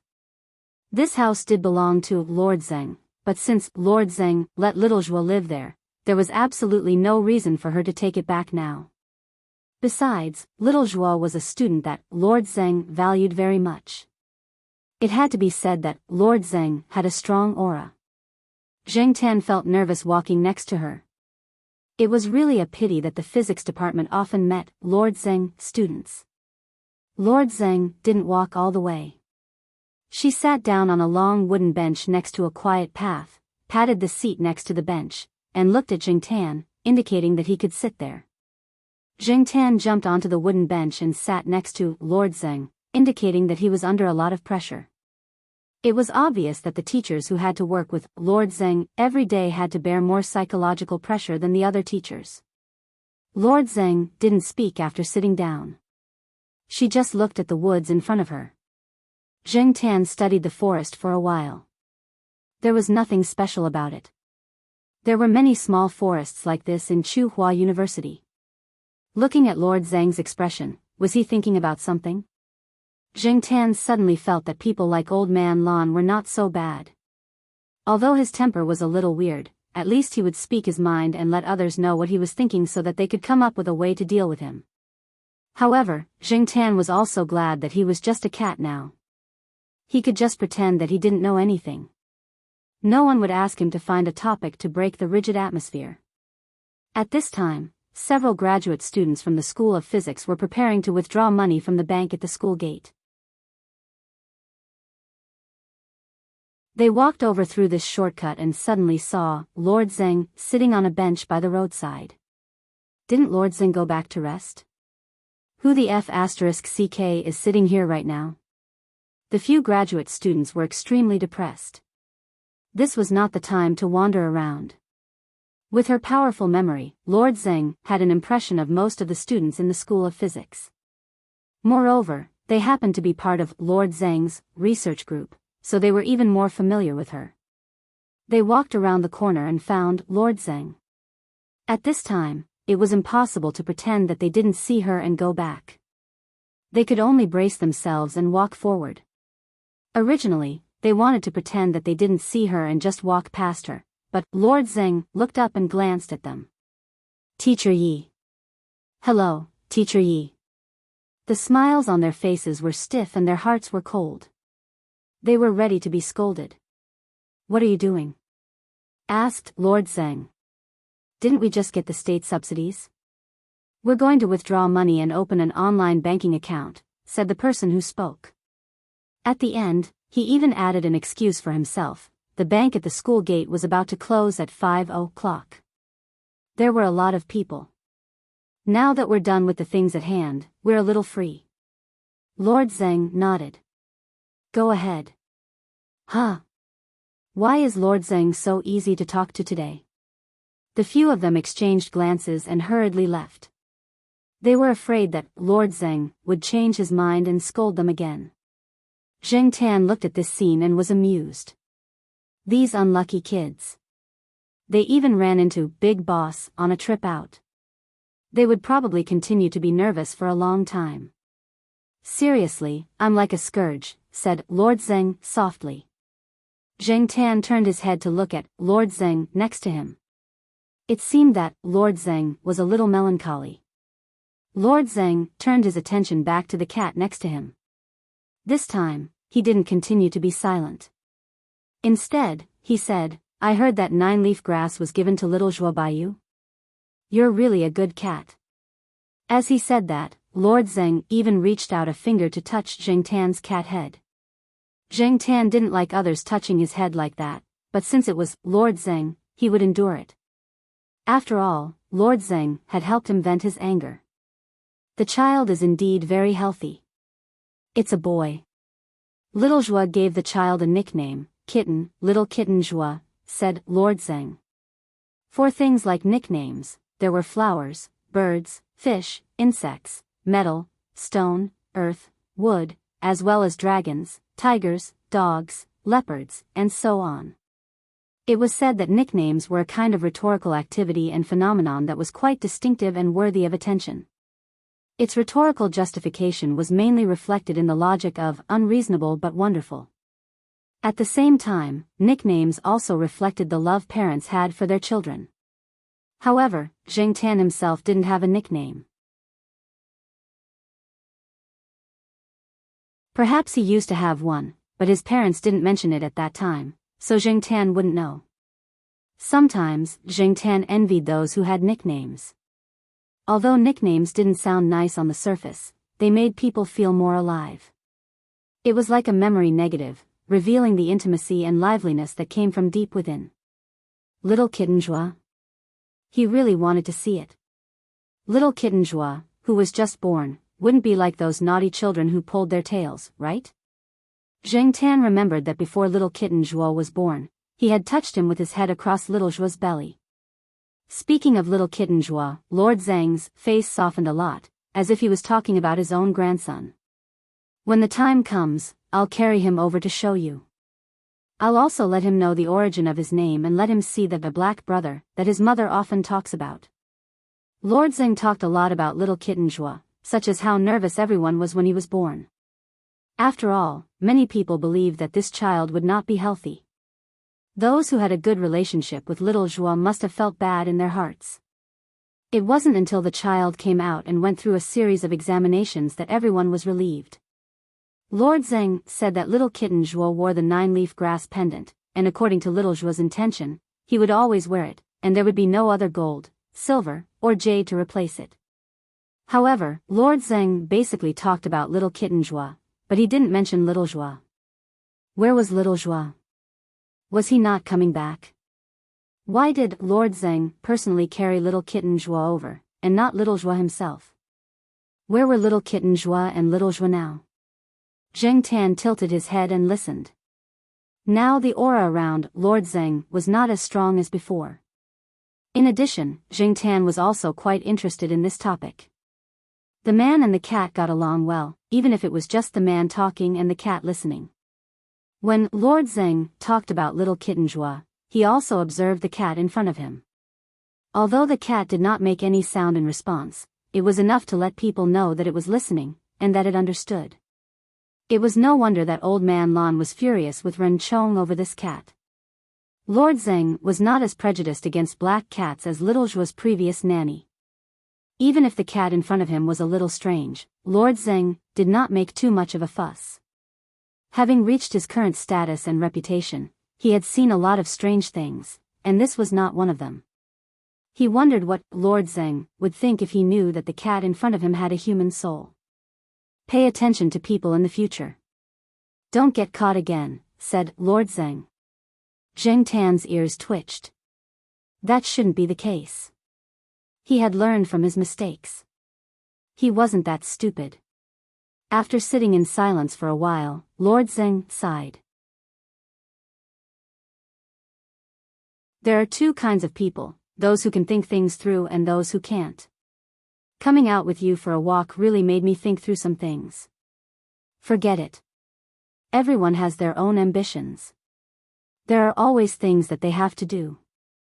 I can't interfere. Jing Tan did not think that he had done anything that could make Lord Zeng think things through. He also did not know what Lord Zeng had thought through. Seeing Lord Zeng get up, he knew that Lord Zeng was about to leave, so he also got up from the bench. You don't have to go there in the short term. They're not there, said Lord Zeng as he was leaving. Lord Zeng did not know if the cat could understand the meaning of his words. He just wanted to try and say what he wanted to say. The house in the Western District was often empty. She only went there occasionally to take a rest or take a nap. The time was uncertain. She did not go there every day. Even if the cat went there, no one would open the door. The man and the cat walked back along the path and separated at the intersection in front.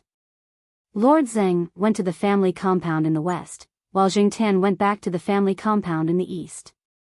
When he returned to the family compound in the east, Jing Tan saw the Saint Bernard dog, Little Flower, walking slowly on the grass with a child on its back. The child was from the compound.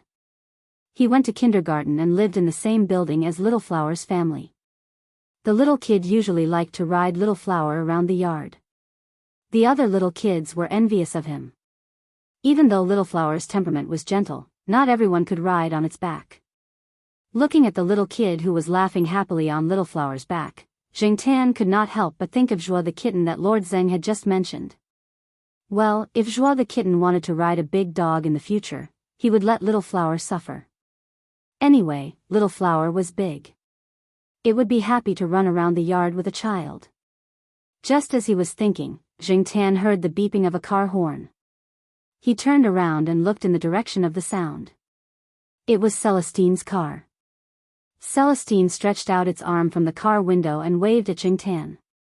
It asked Jing Tan to get in the car. Was it preparing to start a high-end mission?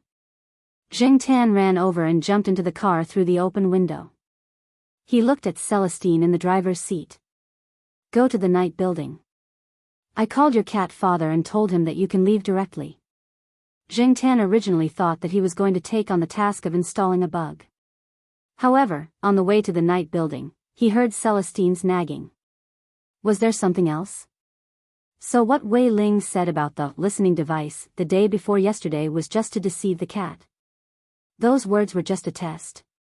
That was a little too cautious. But thinking about it, it was also true. In the 1960s, Kleber boasted that it was the world's first-class bug. Today, it could be bought in many foreign toy stores. Yi Hao and the others should have been familiar with eavesdropping wars. If they really wanted to eavesdrop, with Yi Hao's ability, they would not need the help of a cat.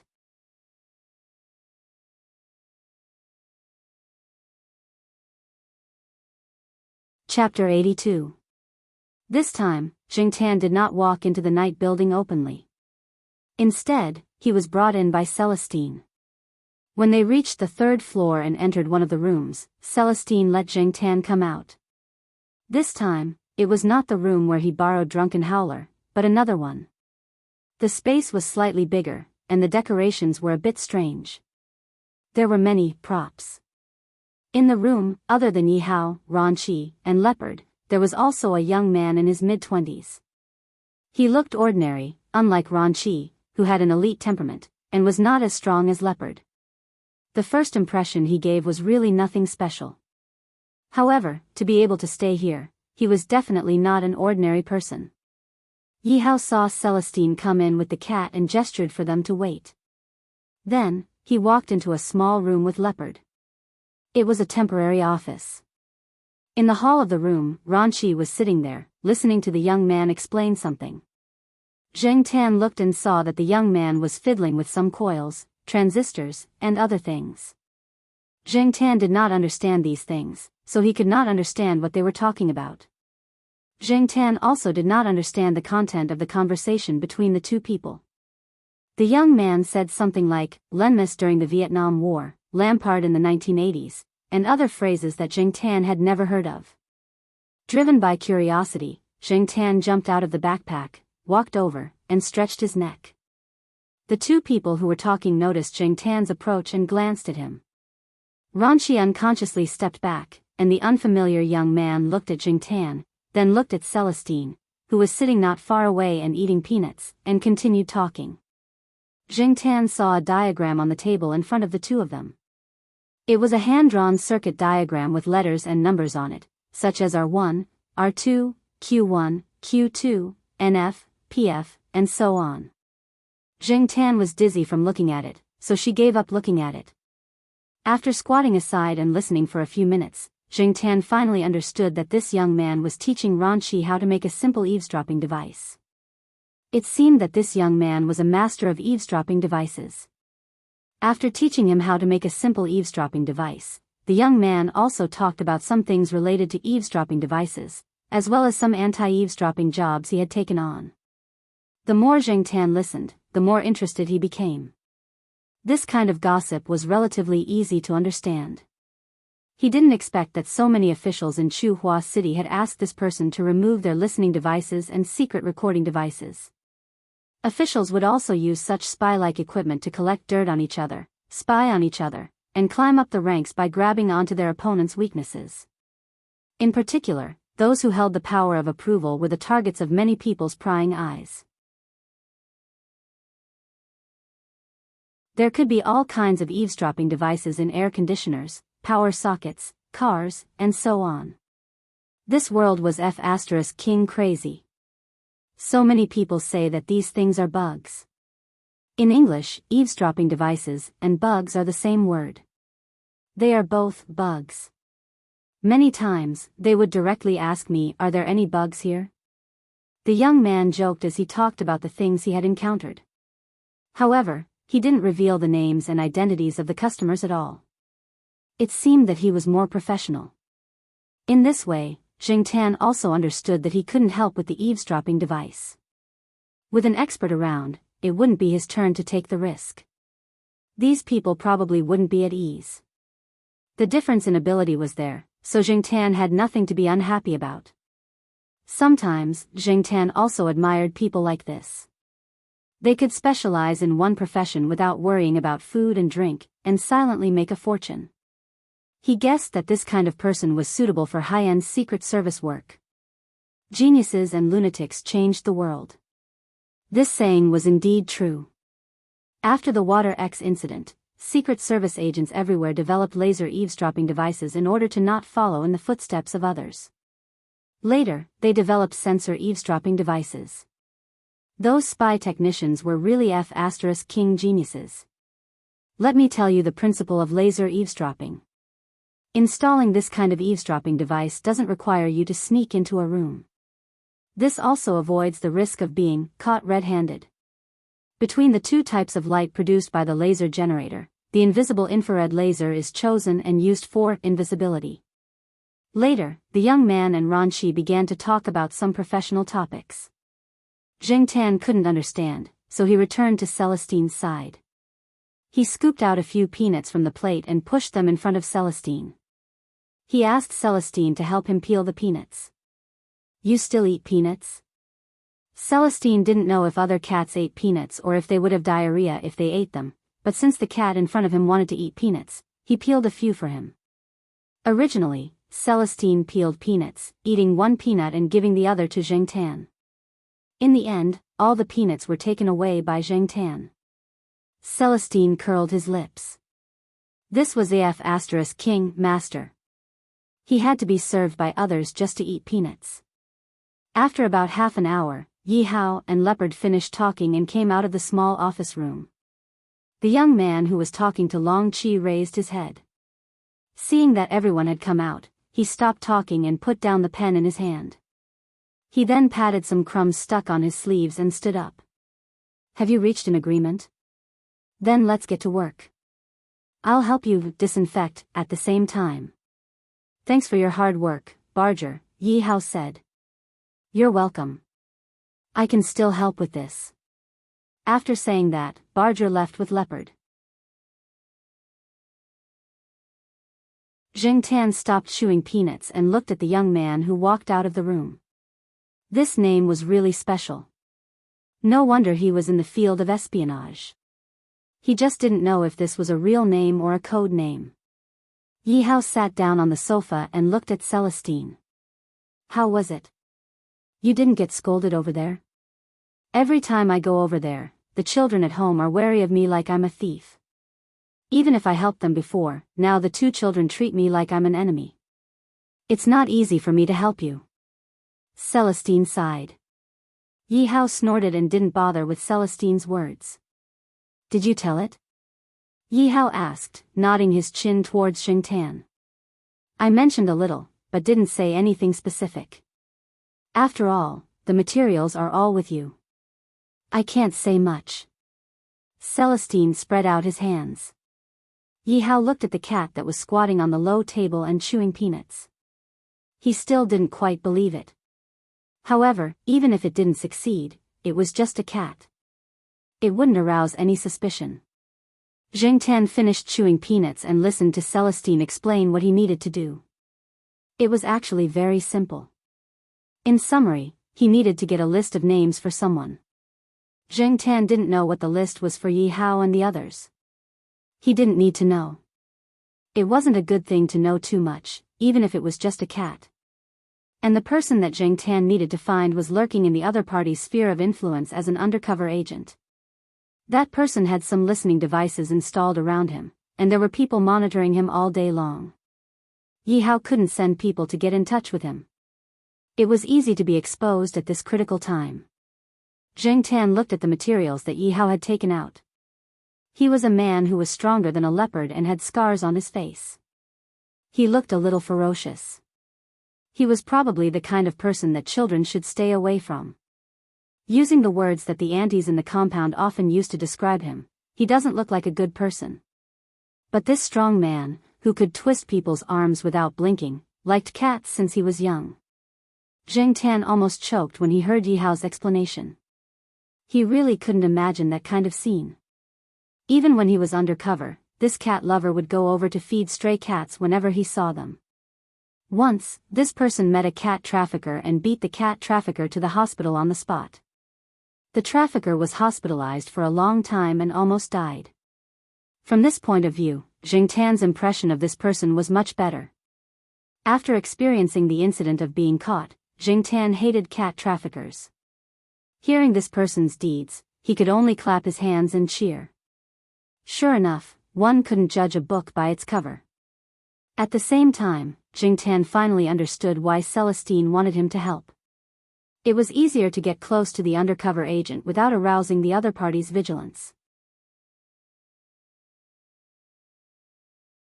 After all, the undercover agent usually came in contact with dozens of cats, if not hundreds. And Jingtan wasn't an expensive cat breed now. It was black, which many people despised. In addition, Jingtan had experienced the life of a stray and knew the eyes that stray cats should have. So, Jingtan was confident and was very willing to help in this matter. Just treat it as an adventure game. Celestine also said that it would lurk nearby to prevent accidents from happening, so that Jingtan could rest assured that there would be no danger to his life. Since he had decided to help, the necessary preparations still had to be done. Jingtan and Celestine practiced for a while. To do this kind of contact work, they still had to have some acting skills. Jingtan also had some experience from filming the advertisement, so his performance also made Yi Hao and Celestine very satisfied. As for Ran Qi, who was sitting far away, he looked at Jingtan as if he was looking at a monster. Jingtan found that Ran Qi was wearing a pendant today, which was probably used to ward off evil spirits.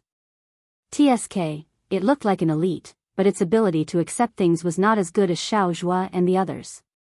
Ran Qi, who was originally sitting 10 meters away, saw the black cat's eyes and suddenly felt a chill on his back. That look was contempt, right? It was definitely contempt. After sitting for a while, Ranchi really couldn't sit still anymore, so he said goodbye to Yi Hao and left the room. Ranchi, this guy, hey. Celestine didn't finish his words. Everyone knew what he meant, but he could also understand. After all, this kind of extraordinary thing was not something that everyone could accept, especially those who often came into contact with some dark things. It was inevitable that they would think more. Right, since we decided to let Black Charcoal get the list, we have to be prepared, Celestine said. Zheng Tan didn't understand what the so-called preparation meant, but when Celestine opened a box, Zheng Tan's face froze. If it wasn't for the cover of the black fur on his face, he would definitely find that Zheng Tan's face was like sh*t. The box that Celestine took out contained makeup equipment, such as dust and some sticky liquid that he didn't know. Come on, makeup. A stray cat should look like a stray cat, Celestine said, reaching out to grab a handful of dust and sprinkling it on Zheng Tan.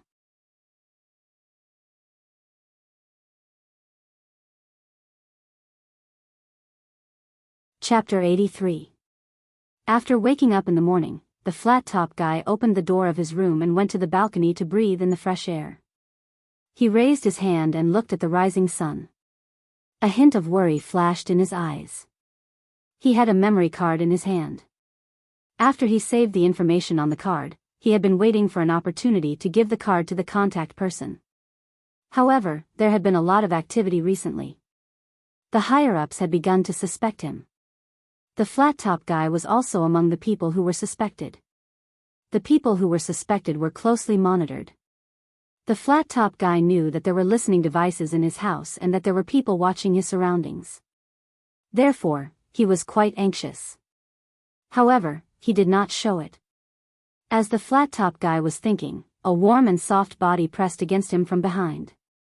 What's wrong? The person behind him asked. The woman's face was beautiful. She looked like the gentle type. I'm thinking that my injury has healed.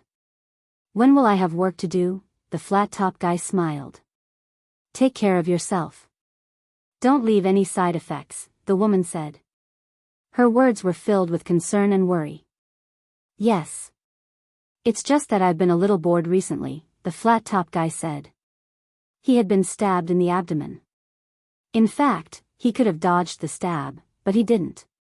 He only avoided the stab to his vital parts in order to increase the trust of his superiors. However, there had been some leaks recently, and he was still classified as a suspect. Since the crackdown in Chuhua City, many people had begun to change the way they operated.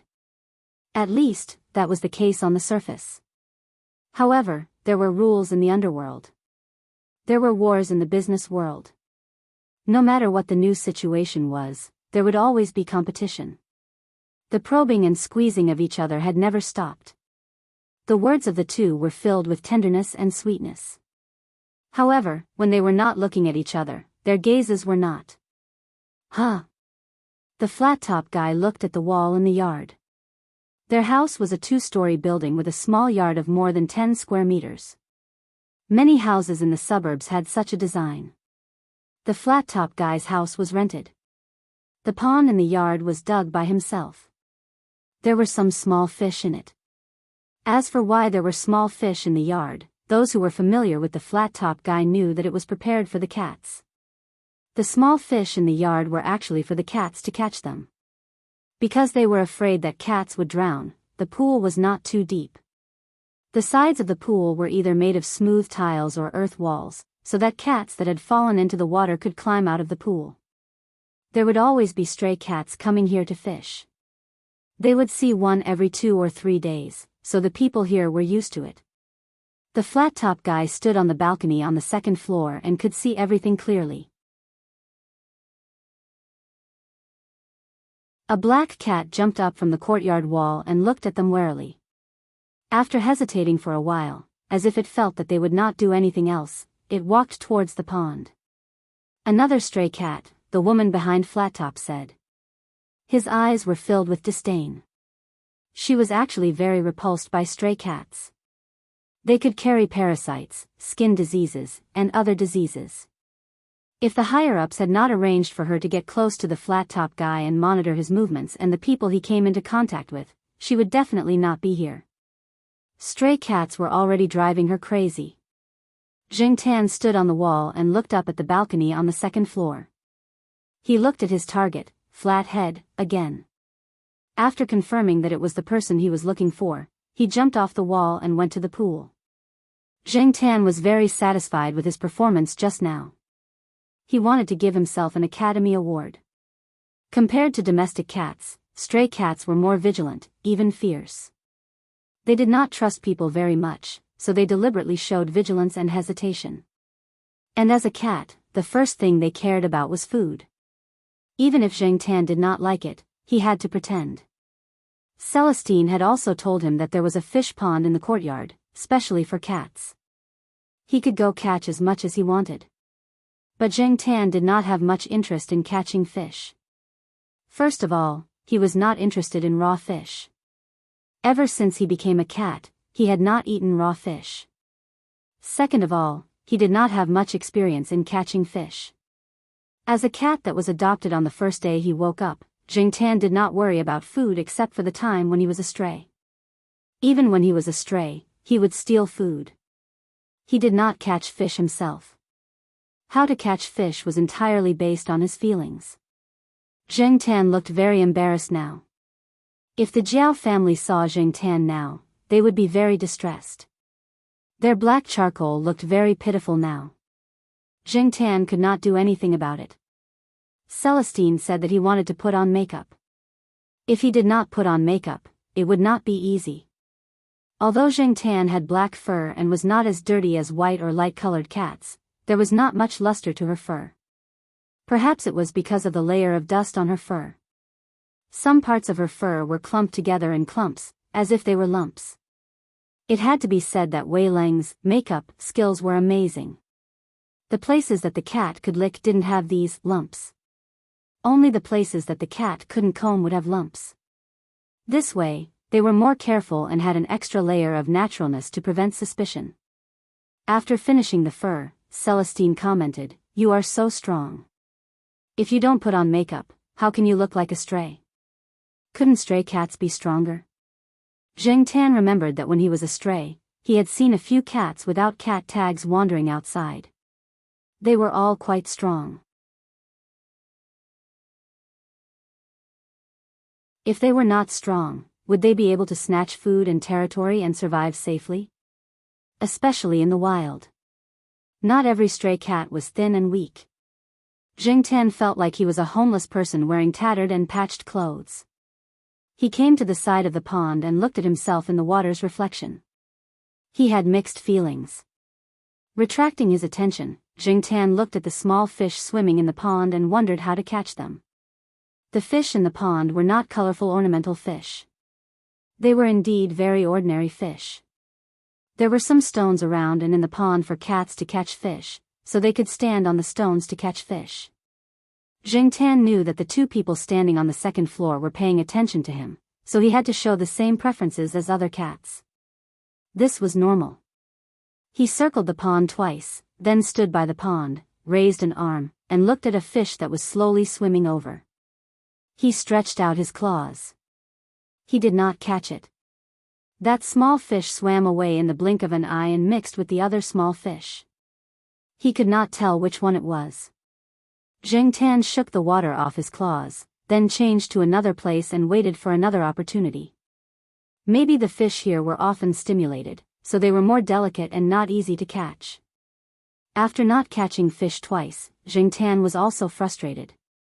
If he did not catch a fish, Jingtan would be embarrassed to call himself a cat. When a small carp the length of a finger slowly swam to the side, Jingtan saw the opportunity and stretched out his claws. He bent his palm and accurately picked up the fish from the water, then threw it directly to the grass by the pond. The small fish that was thrown to the grass flapped its tail and jumped.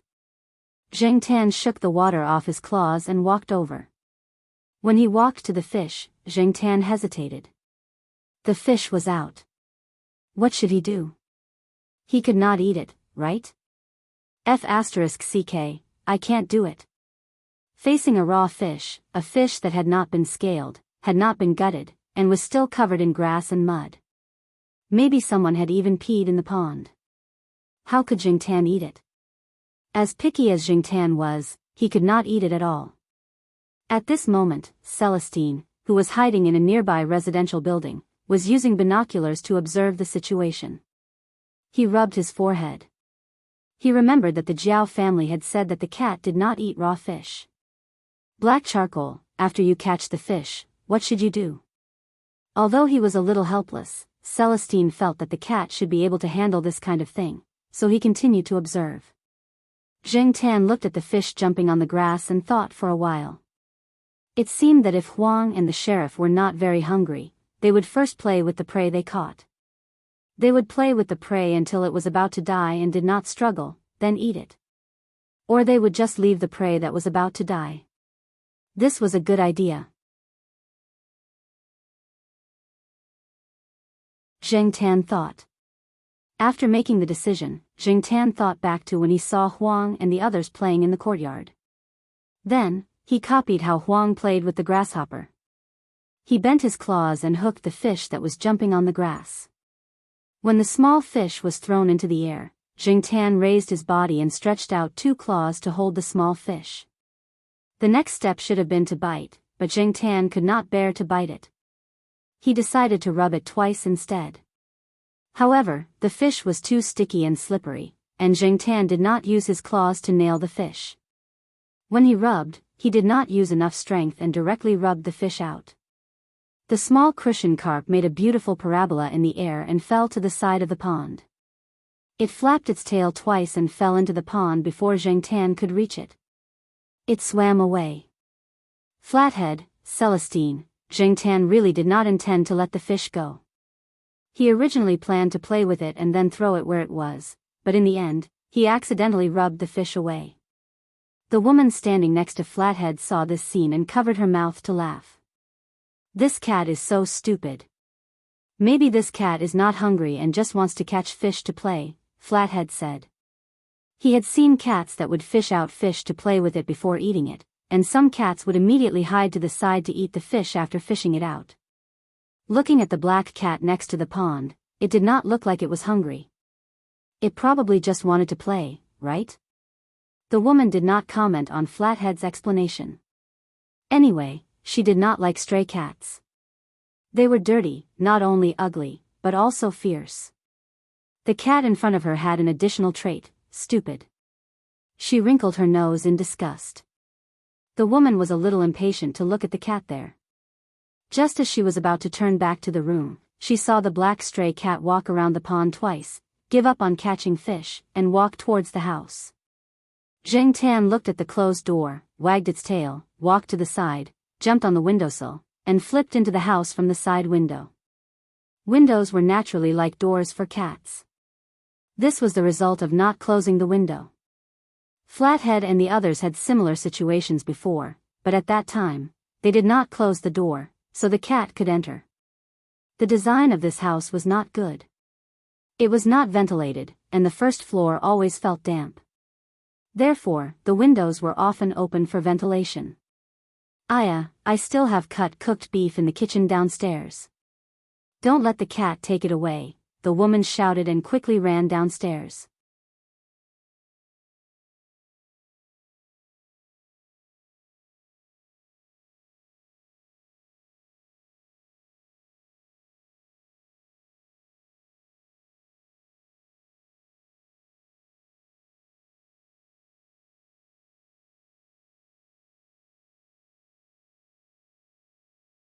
Chapter 85. Flathead flipped his hand, and the plastic film on his thumb fell off.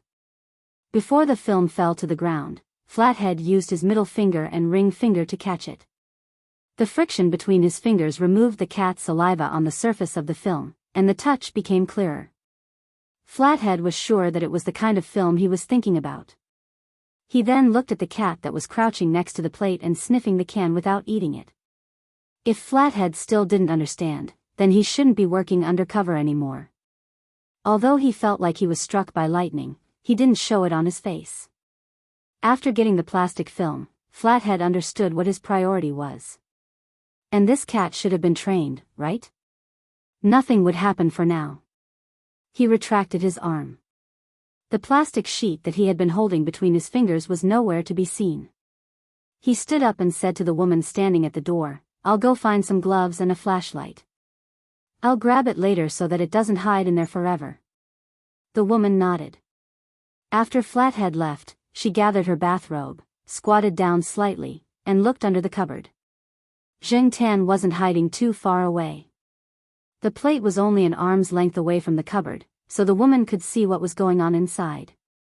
It wasn't very clear, but at least she could roughly see what was going on inside. When the woman lowered her body to take a look, she happened to see the cat open its mouth, revealing its fangs. When the cat closed its mouth and their eyes met, the woman saw the two bright eyes that reflected the light.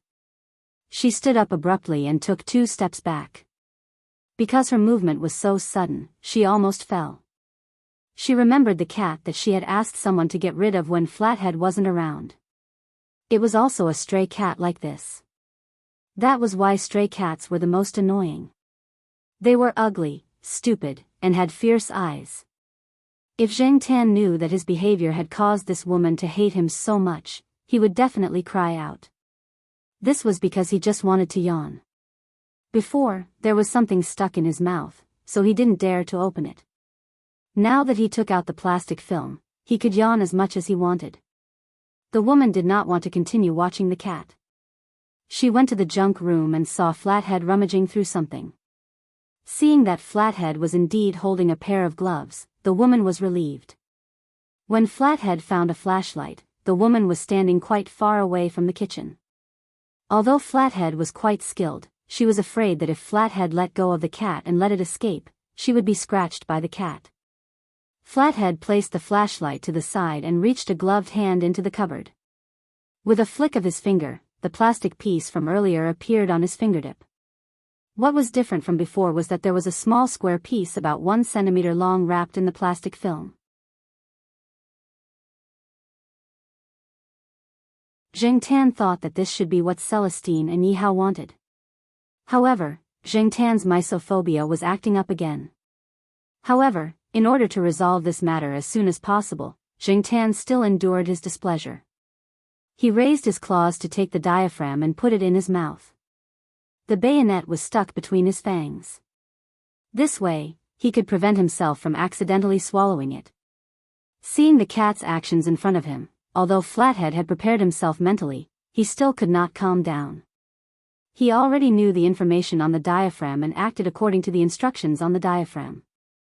However, he did not expect that the cat would really do as the diaphragm said and put away the diaphragm that wrapped the memory card properly. Was this really just a cat? Flathead really wanted to use some kind of instrument to check if it was a new type of high-end simulation robot. No, to check if it was a simulation of a Doraemon. After everything was settled, Flathead grabbed one of Tan's arms and tried to bring him out. After thinking for a while, Flathead extended his other hand. This way, the cat should not feel too uncomfortable. Tan walked out with Flathead's strength. When he was lifted out from the bottom of the cupboard, Tan remembered Celestine's words. Thus, he struggled for a while and raised his claws to scratch the part of Flathead's arm that was not covered by the gloves. He immediately scratched a few bloody marks. Tan was also very helpless about this. Celestine had said that there were wild cats that did not scratch people. In order to reduce the chances of being suspected, he still had to put on this act. Flathead did not care anyway. He did not care about this small injury. However, even if Flathead did not care, the woman standing outside the kitchen did not think so. Once she saw the bloody marks on Flathead's hand, she took a few steps back. Suddenly, she thought of something. The woman quickly ran to the door and opened it. She signaled Flathead to throw the cat out quickly. Otherwise, there would be more and more bloody marks on his hand. It looked very scary. After leaving the house, Flathead let go of his hand. Tan ran out and jumped onto the courtyard wall. He immediately disappeared from Flathead and the woman's sight. Flathead looked at the empty wall. Although he did not show it on his face, he felt a lot more relaxed. At least he had handed over the thing. Thinking back to the situation when he saw the black cat, Flathead felt that the cat was strange. He also admired the people over there. He really did not know where they found such a cat. Oh, quickly treat the wound. That cat might have some disease on it. The woman looked at the wound on Flathead's hand and said. Flathead smiled indifferently and turned to go into the house. Jingtan, who had jumped over the courtyard wall, ran all the way to a more secluded meeting place that Celestine had mentioned. After waiting for a while, Celestine came over. Jingtan jumped into Celestine's backpack and was then taken out of the place by Celestine. They came to the side of the road and stopped a taxi. After 5 minutes, they got off at a large supermarket. Celestine's car was in the supermarket's parking lot. After getting back into the car, Jingtan came out of the backpack. Sometimes, Jingtan felt that Celestine was too cautious and thought that problems were too complicated. He felt that his actions were superfluous. Wei Lin drove the car onto the main road and looked at the rearview mirror. He saw that the cat couldn't wait to get out of the bag with an impatient look on its face. He joked, many things are like that. You can just go straight to the point, but foreplay adds to the fun and makes things more natural. When the conditions are right, success will come naturally. In order to get a better result, some things are unavoidable. Forget it, even if I told you, you wouldn't understand. Zheng Tan. I understand, but this analogy is King wretched. It does not match the situation at all. How is it? Is it going well inside? Although he had already gotten what he wanted, Celestine was in a good mood and seemed to be a chatterbox. He did not want to get any answers from a cat, so he started to ask and answer his own questions. Although Flathead likes cats, he has never raised one himself. So, he doesn't know much about cats' temperaments and habits. Oh, I heard that he used to raise cats, but after the cat got into an accident, no one heard of him raising cats anymore. They only know that he often buys cans of cat food for stray cats. Actually, everyone can understand. After all, it is difficult for Flathead to settle down in this industry. Raising cats and dogs is a burden. It's okay now, but a few years ago. Celestine was helping Flathead improve his impression of him. After that, he picked up his phone and called Yi Hao. Zheng Tan looked at the person in front of him, who was talking on his phone while driving. He shook his head and hoped that Celestine would not drive directly into the flower bed. Looking around, Zheng Tan pulled out a bottle of mineral water from Celestine's bag.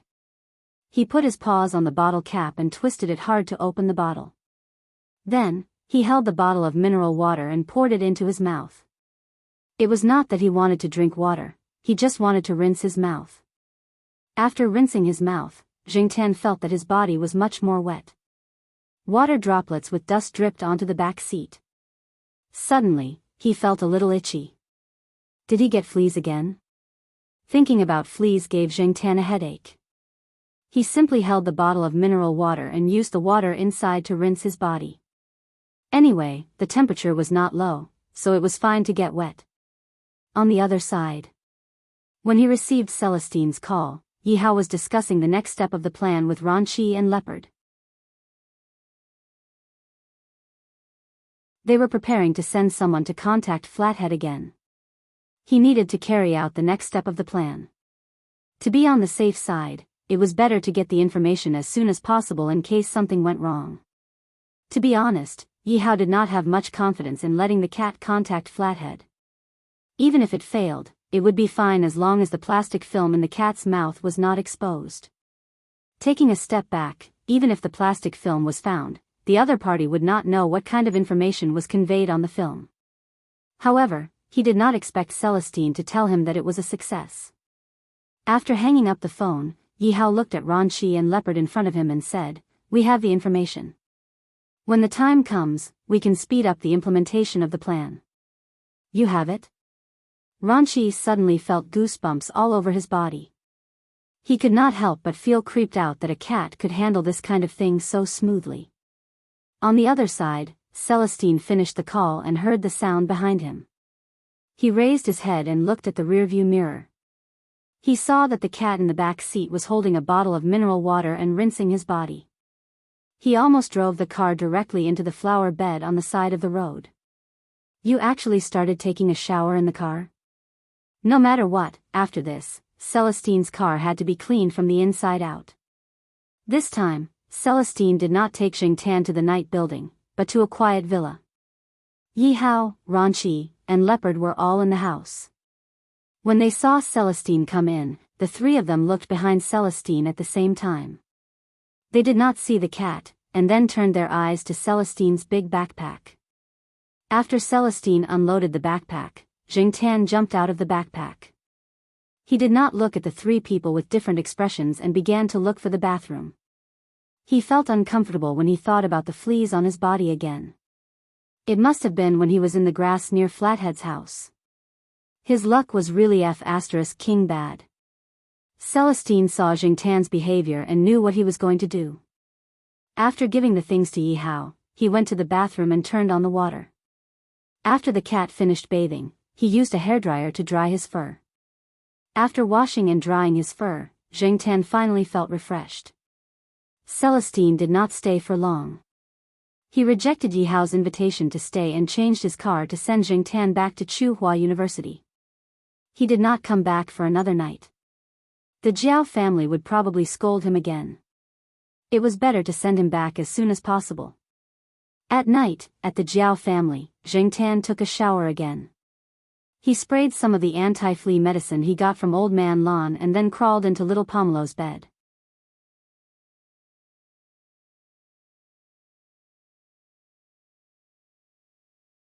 Chapter 86. The campus in July was lush and green. Although there were often people who would repair the flower beds and green belts, the growth of the plants was too fast. Every few days, they would change their appearance. For the people of Tsinghua City, July and August were always annoying. The weather was too hot, so people rarely went out during the day. Jingtan lay on the balcony on the 5th floor. There was a pot of orchid beside it, which was a gift from Old Man Lan. Jingtan liked to lie on the flower pot and sleep there. At this time, the balcony was shady, so it might be hot for people, but for cats, the temperature was still okay. After all, their body temperature was higher than that of humans. Therefore, Jingtan preferred the balcony to the indoor air conditioning. In the blink of an eye, he had been here for more than a year.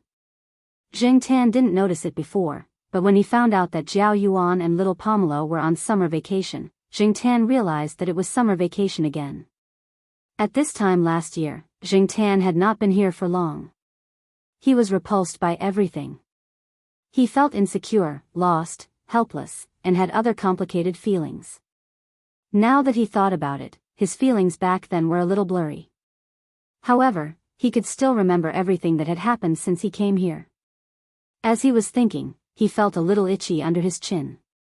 Jingtan rubbed his chin on the protruding edge of the flower pot, yawned, and squinted his eyes to look at the people walking around with umbrellas.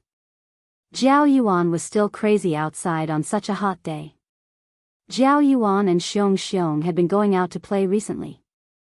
Today they went to the swimming pool, and tomorrow they went to play basketball. Their schedule was full. Except for meals, they weren't at home much during the day. Anyway, the children in the courtyard were all together, and there were always some parents around. They were all familiar with each other, so the parents of the other families weren't worried. Jiao Yuan, who had left elementary school, was always inexplicably excited. Even in the hot summer, he always had a silly smile on his face. He was already tanned after graduating from elementary school. Thinking about little Pomelo, who was staying in her room to do her homework, Jingtan couldn't help but sigh. Little girls were quieter. After sleeping for a while, Jingtan was woken up by a sound. Meow, meow, 2 cat meows came from downstairs. It wasn't Ah Huang, it wasn't the sheriff, and it definitely wasn't Fatty. Just by hearing this voice, Jingtan knew it was peanut candy without even looking.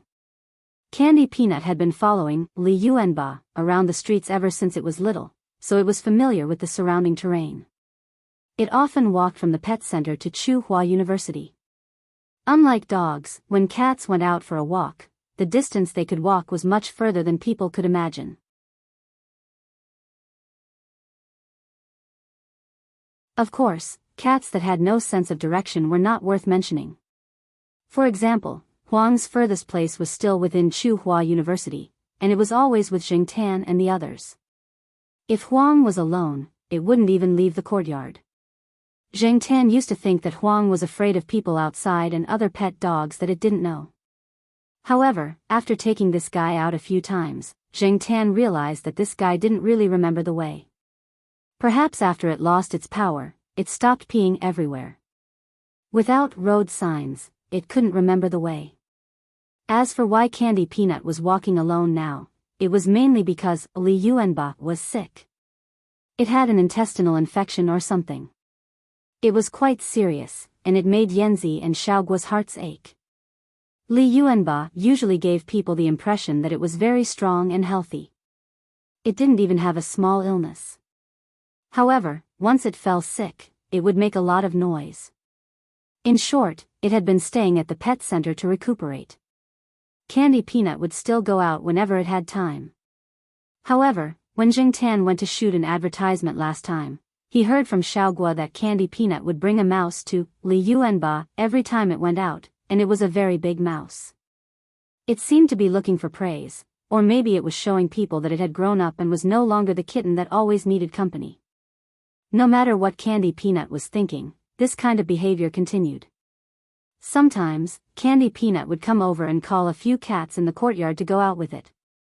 When there were more cats, it would probably be more imposing and not be bullied. Candy Peanut seemed to be only 7 or 8 months old, but it was bigger than other cats that were 7 or 8 months old. It was almost the same size as Jingtan and the others. Plus, its fur was slightly longer and thicker, so it was like a big cat. As for the personality mole on the side of Candy Peanut's mouth, as it grew bigger, the mole also became bigger, and it looked very funny. Jingtan went out with Candy Peanut a few times, and during these few times, Jingtan noticed a phenomenon. First, Candy Peanut was very skilled at catching mice. It seemed that Li Yuanba's teaching had played a key role. Second, this guy never caught mice in the same place. Today, it was on the street next door. Tomorrow, it would be at a warehouse in Tsinghua University. The day after, it would change to another place. In short, the mice came from different places every day. This made Jingtan a little puzzled. Different places. Could it be that the mice smelled different? Or maybe this was Candy Peanut's way of showing to Li Yuanba that it was very familiar with the surrounding terrain? Jingtan didn't understand, but he appreciated Candy Peanut's behavior. When Candy Peanut barked downstairs, the sheriff, who was sleeping in some corner of the grass, rushed out.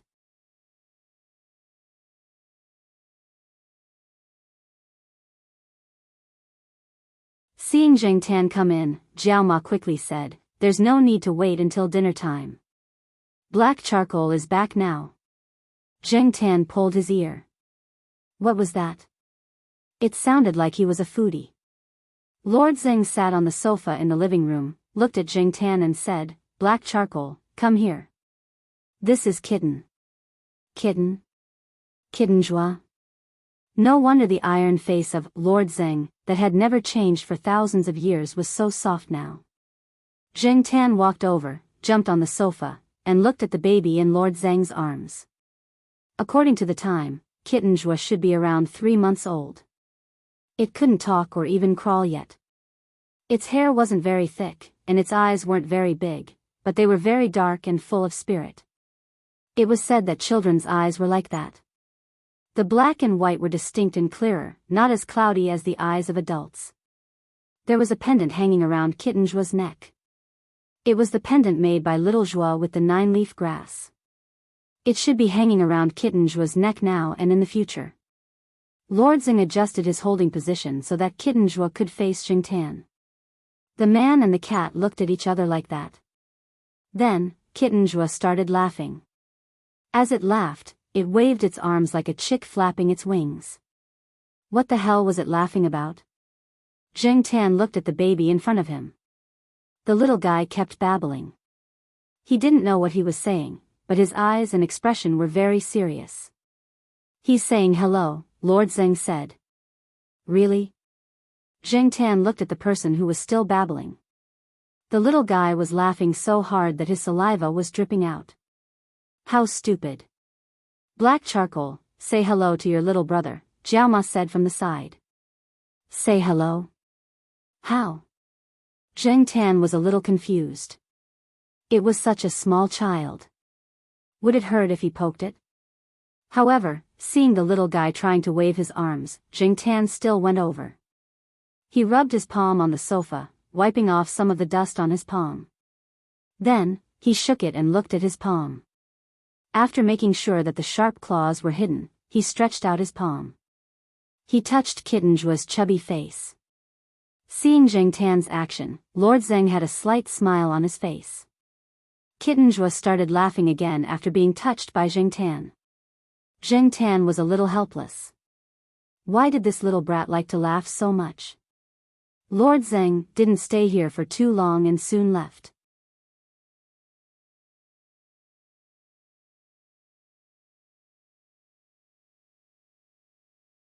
Chapter 87. After dinner, Jiao Ma went out to dance with some of the female teachers in the courtyard. Jiao Yuan and Xiong Xiong went to play basketball. They would probably come back with Jiao Ma at night. Little Pomelo was also brought along by Jiao Yuan. Jiao Ma told her to interact with the children in the courtyard.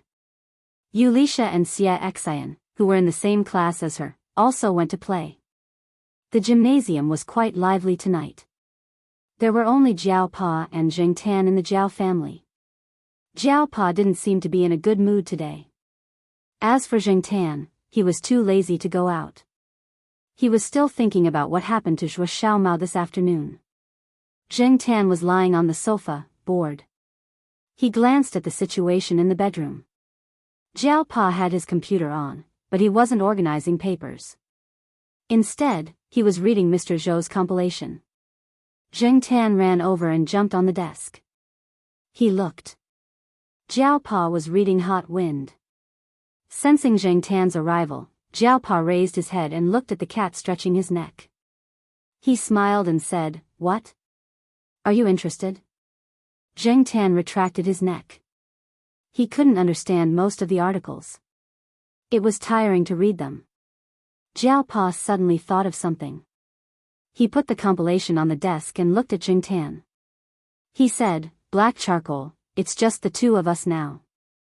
Let's talk." Zheng Tan was embarrassed. If he could talk, he wouldn't have waited until now. However, Jiao Pa obviously meant that Zheng Tan would listen. He would do the talking. Sometimes, after keeping secrets in one's heart for a long time, one would really want to find someone to talk to. However, it wouldn't be good if too many people knew about these secrets. A cat that couldn't talk was the ideal listener. "Do you know about Project A?" Jiao Pa asked. Zheng Tan, who was about to jump off the desk and leave, stopped in his tracks. His ears pricked up. He retreated and squatted on the desk again, looking like he was listening attentively. Jiao Pa rubbed his forehead and said, "In the future, if Lord Zheng brings Zhuo Kitten here again, you should accompany her more. After all, we don't know if little Zhuo can come back safely." Zheng Tan still didn't quite understand what the Jiao Pa was saying, but he didn't say anything. He continued to squat there obediently and listen to the rest of the Jiao Pa's words. Although many people think that little Zhuo went abroad to follow up on the project, and that's what the school said, it's actually not the case. Perhaps some people who were as experienced as Lord Zheng would know a little about it, but they certainly wouldn't say anything. Little Zhuo went to participate in Project A, which was a very secretive project. The participants not only had to go through an identity check, but also had to be tested on their ability and sign a confidentiality agreement. I don't know much about that. I heard it from my old mentor, Old Master Yuan, when he was drunk.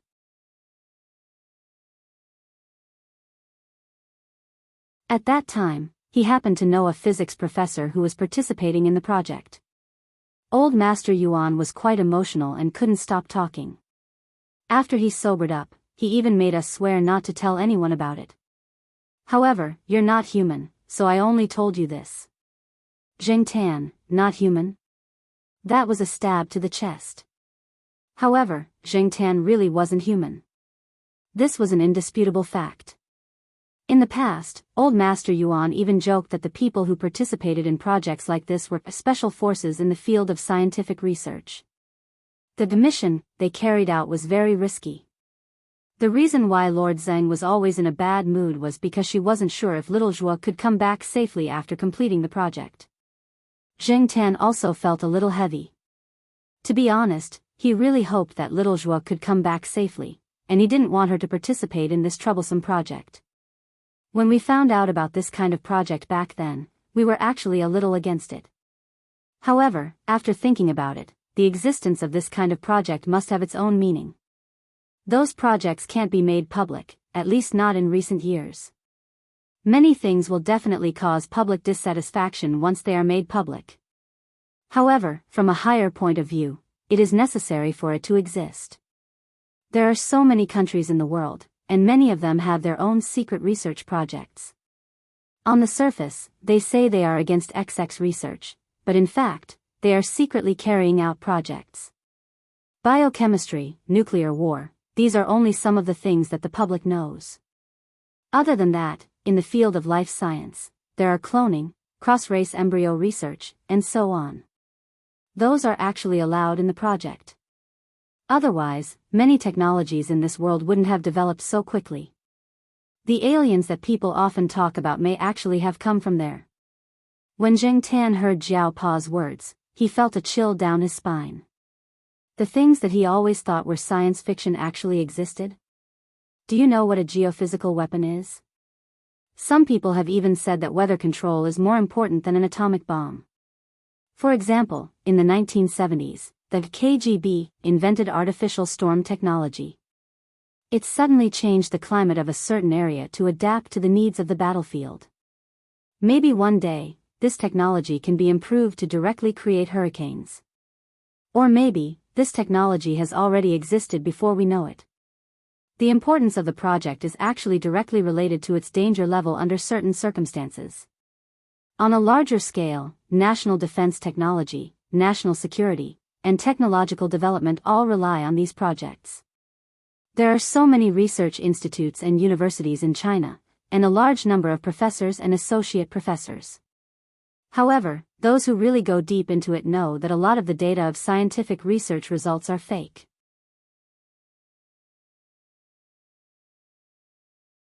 As you can imagine, it is difficult to rely on these to solve the real needs of this country. These projects are actually not too far away from everyone's sight. It's just that no one knows about them. For example, aerospace is definitely not the so-called FACE project that many people think it is. There are many secrets involved, and not many people can say for sure. Jiao Pa picked up the glass of water and drank. When he saw Jing Tan's rigid and confused look, he smiled and nodded Jing Tan's head. It's too far away to talk about this. Let's put it from another perspective. There may be other reasons why little Zhuo decided to participate in this project, but one of the reasons is definitely for little kitten Zhuo. As a benefit of participating in the project with their lives, the participants will receive some compensation. Reputation is impossible. After all, it is a confidential project. However, they can receive many conveniences that others can't enjoy, such as files. For example, little kitten Zhuo. According to reality, what will his personal files say in the future? Father unknown, mother unmarried? This will definitely be criticized. In our country, although reform and opening up, and people's thoughts are much more open, after all, the influence of thousands of years of etiquette and rules will still have some color when looking at people. But because of little Zhuo, little kitten Zhuo's file will be different in the future. Perhaps in the father column, someone who sacrificed himself for scientific research will be arranged, or perhaps someone else. In short, those files will be real, can stand up to investigation, and are also recognized by the law. Zheng Tan lowered his head. These things were really heavy. It was hard for Jiao to keep it in his heart for so long. Sure enough, the lives of ordinary people were actually very happy. They didn't have to know about those things in the dark, and they didn't have to face the truth that might destroy their worldview. Being an ordinary person, being an ordinary cat, the world was still King beautiful. Actually, Jiao Pa thought of something again. Zheng Tan really wanted to cover his ears. He guessed that Jiao Pa was going to talk about something that would destroy the beautiful world in his heart again, but curiosity got the better of him and he didn't move his feet. Actually, I think that our institute should also have a quota, but no one is in a similar situation as Little Joie. Those who went abroad were also to be evaluated, or really to participate in domestic and international cooperation projects. So I'm thinking that something that happened in the past must have caused the institute to lose its quota, so it's not qualified to send people to participate. Something that happened in the past? Zheng Tan's focus was not on the so-called secret project quota. He wasn't interested in that. He just wanted to know what happened in the institute in the past. Speaking of something that happened in the past, Jiao Pa became a little serious. When Zheng Tan was a little impatient, he finally spoke again. I heard that in the past, someone in the institute did a research. In the end, out of the 3 professors who participated in this research, 1 died and 2 were injured. This was caused by the results of their research. The code names of their experimental products were all CFH. Later, those who knew the inside story called it the CFH incident. I heard this from Old Man Yuan. After that, the institute and the higher-ups suppressed the news and got rid of the results. Even many teachers in the institute don't know about this incident. They only know that there was a research accident, but they don't know what exactly happened. Zheng Tan really wanted to know what this so-called CFH meant. Unfortunately, at this time, Jiao Ma came back with Jiao Yuan and little Pomelo. After the Jiao Pa said all the things that had been suppressed in his heart, he looked a lot more relaxed. Even if the cat in front of him couldn't speak, and probably couldn't understand, it didn't matter. He was just looking for a tree hole to talk about it. At this moment, Mr. Tree Hole was unusually depressed, lying on the desk. He raised his paw and flipped Mr. Zhou's book that was on the desk to the ground. To vent his anger, he flipped open the second book. Before Zheng Tan flipped the teacup, Jiao Yuan ran over to him to show off how many goals he had won against Xiong Xiong and the others. Zheng Tan was not in the mood to listen to him show off. He ran to the sofa in the living room and closed his eyes, pretending to be asleep. For the next few days, Zheng Tan was not in a good mood. Before dinner, Celestine, who he hadn't seen for a long time, drove over. Tomorrow was the weekend, and Celestine had nothing to do, so he came over to the villa complex to ask Zheng Tan to go to the night building with him. Since he had nothing to do, Zheng Tan went with him. In addition to relaxing, Zheng Tan also wanted to see how Jean and the others were doing.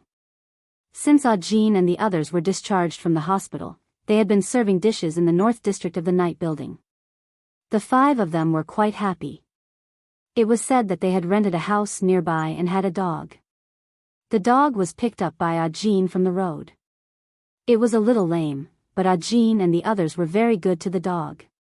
In the night building, Yi Hao and the others were not there. There was only an unfamiliar manager-like person in charge of the place. Yi Hao and the others seemed to be very busy recently. Zheng Tan had not seen them several times when he came here. Yi Hao didn't want Celestine to intervene, and Celestine didn't ask much. When he was bored, he would come over for a drink. Zheng Tan would eat peanuts and other food next to him. After eating and drinking, Celestine sent Zheng Tan back.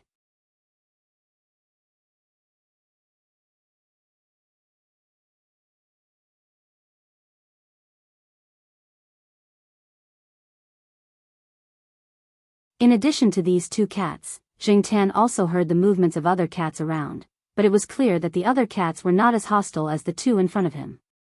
Peanut Candy must have fought with these 2 cats before.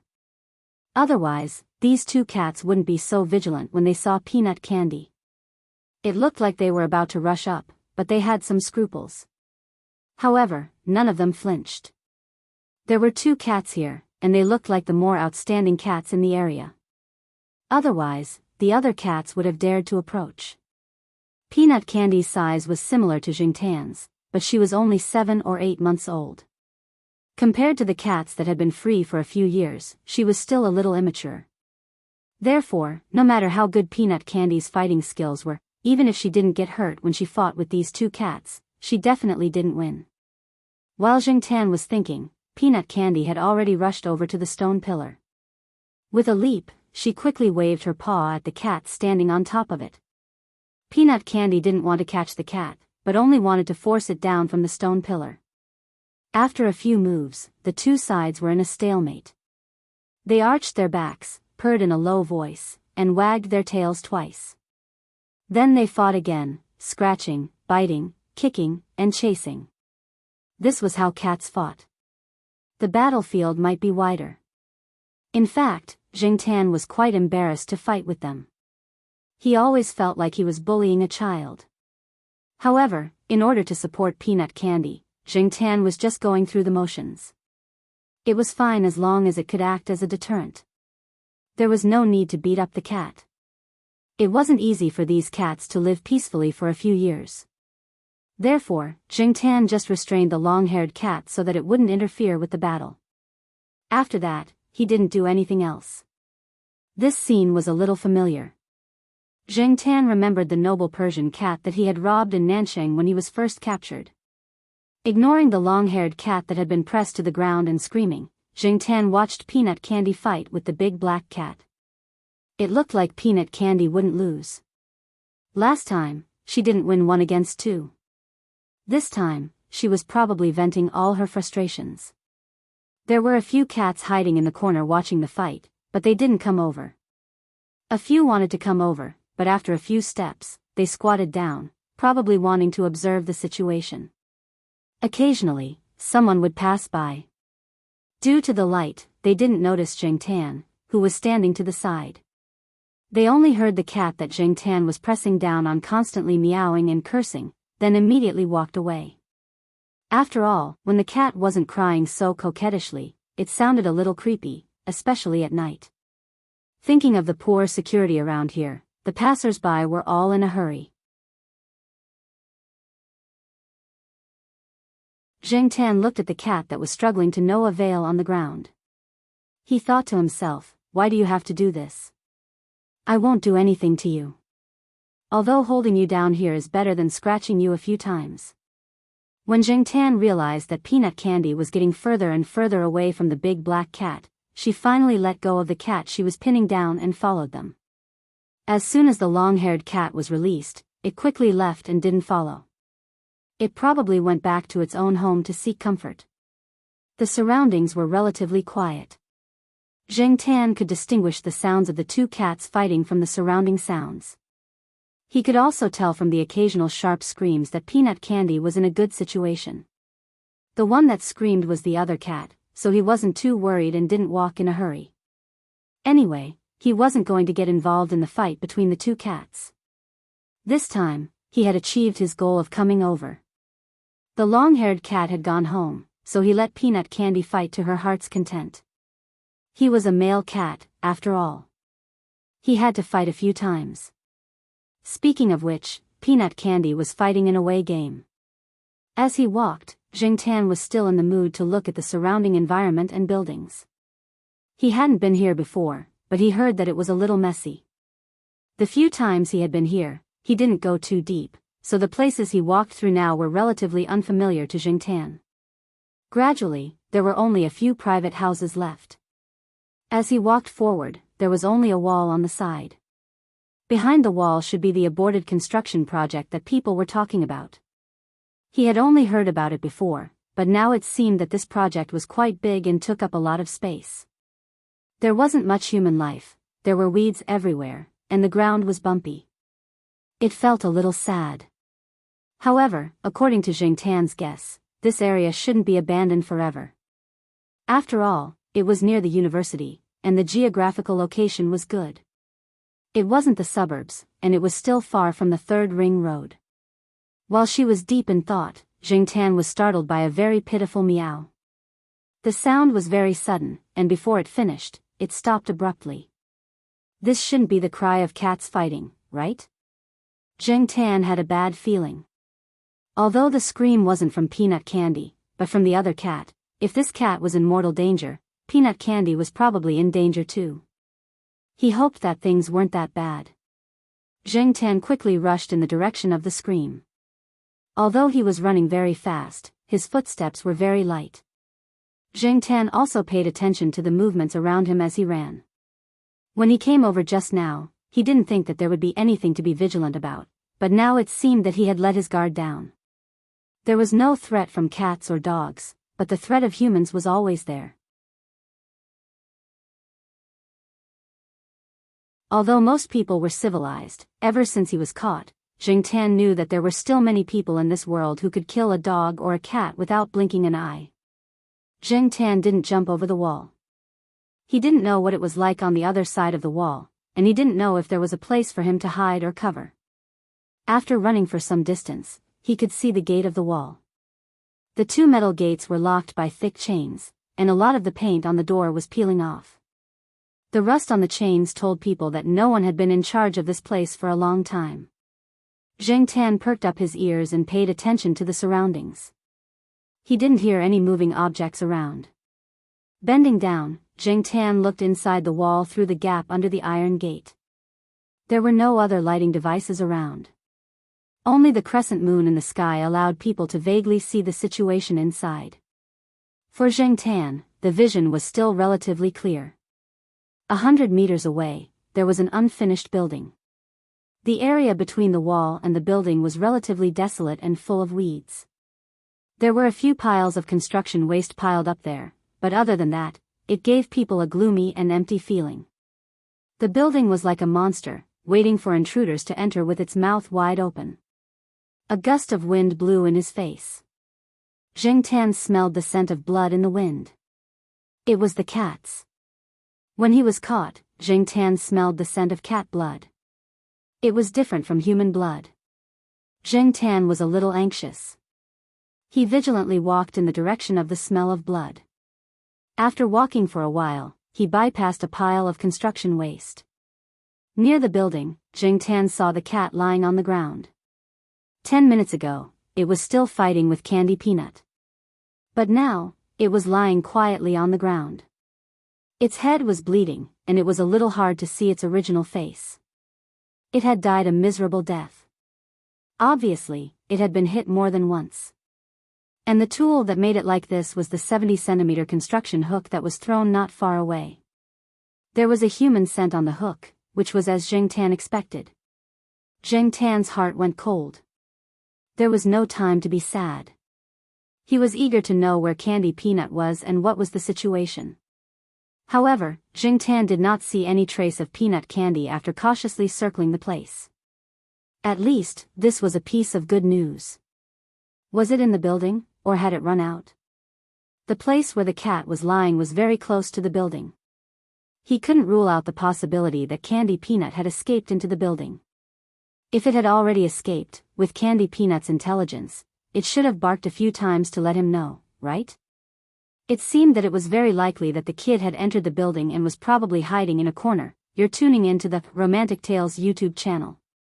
Don't forget to subscribe and join us on this journey to catch the most captivating stories.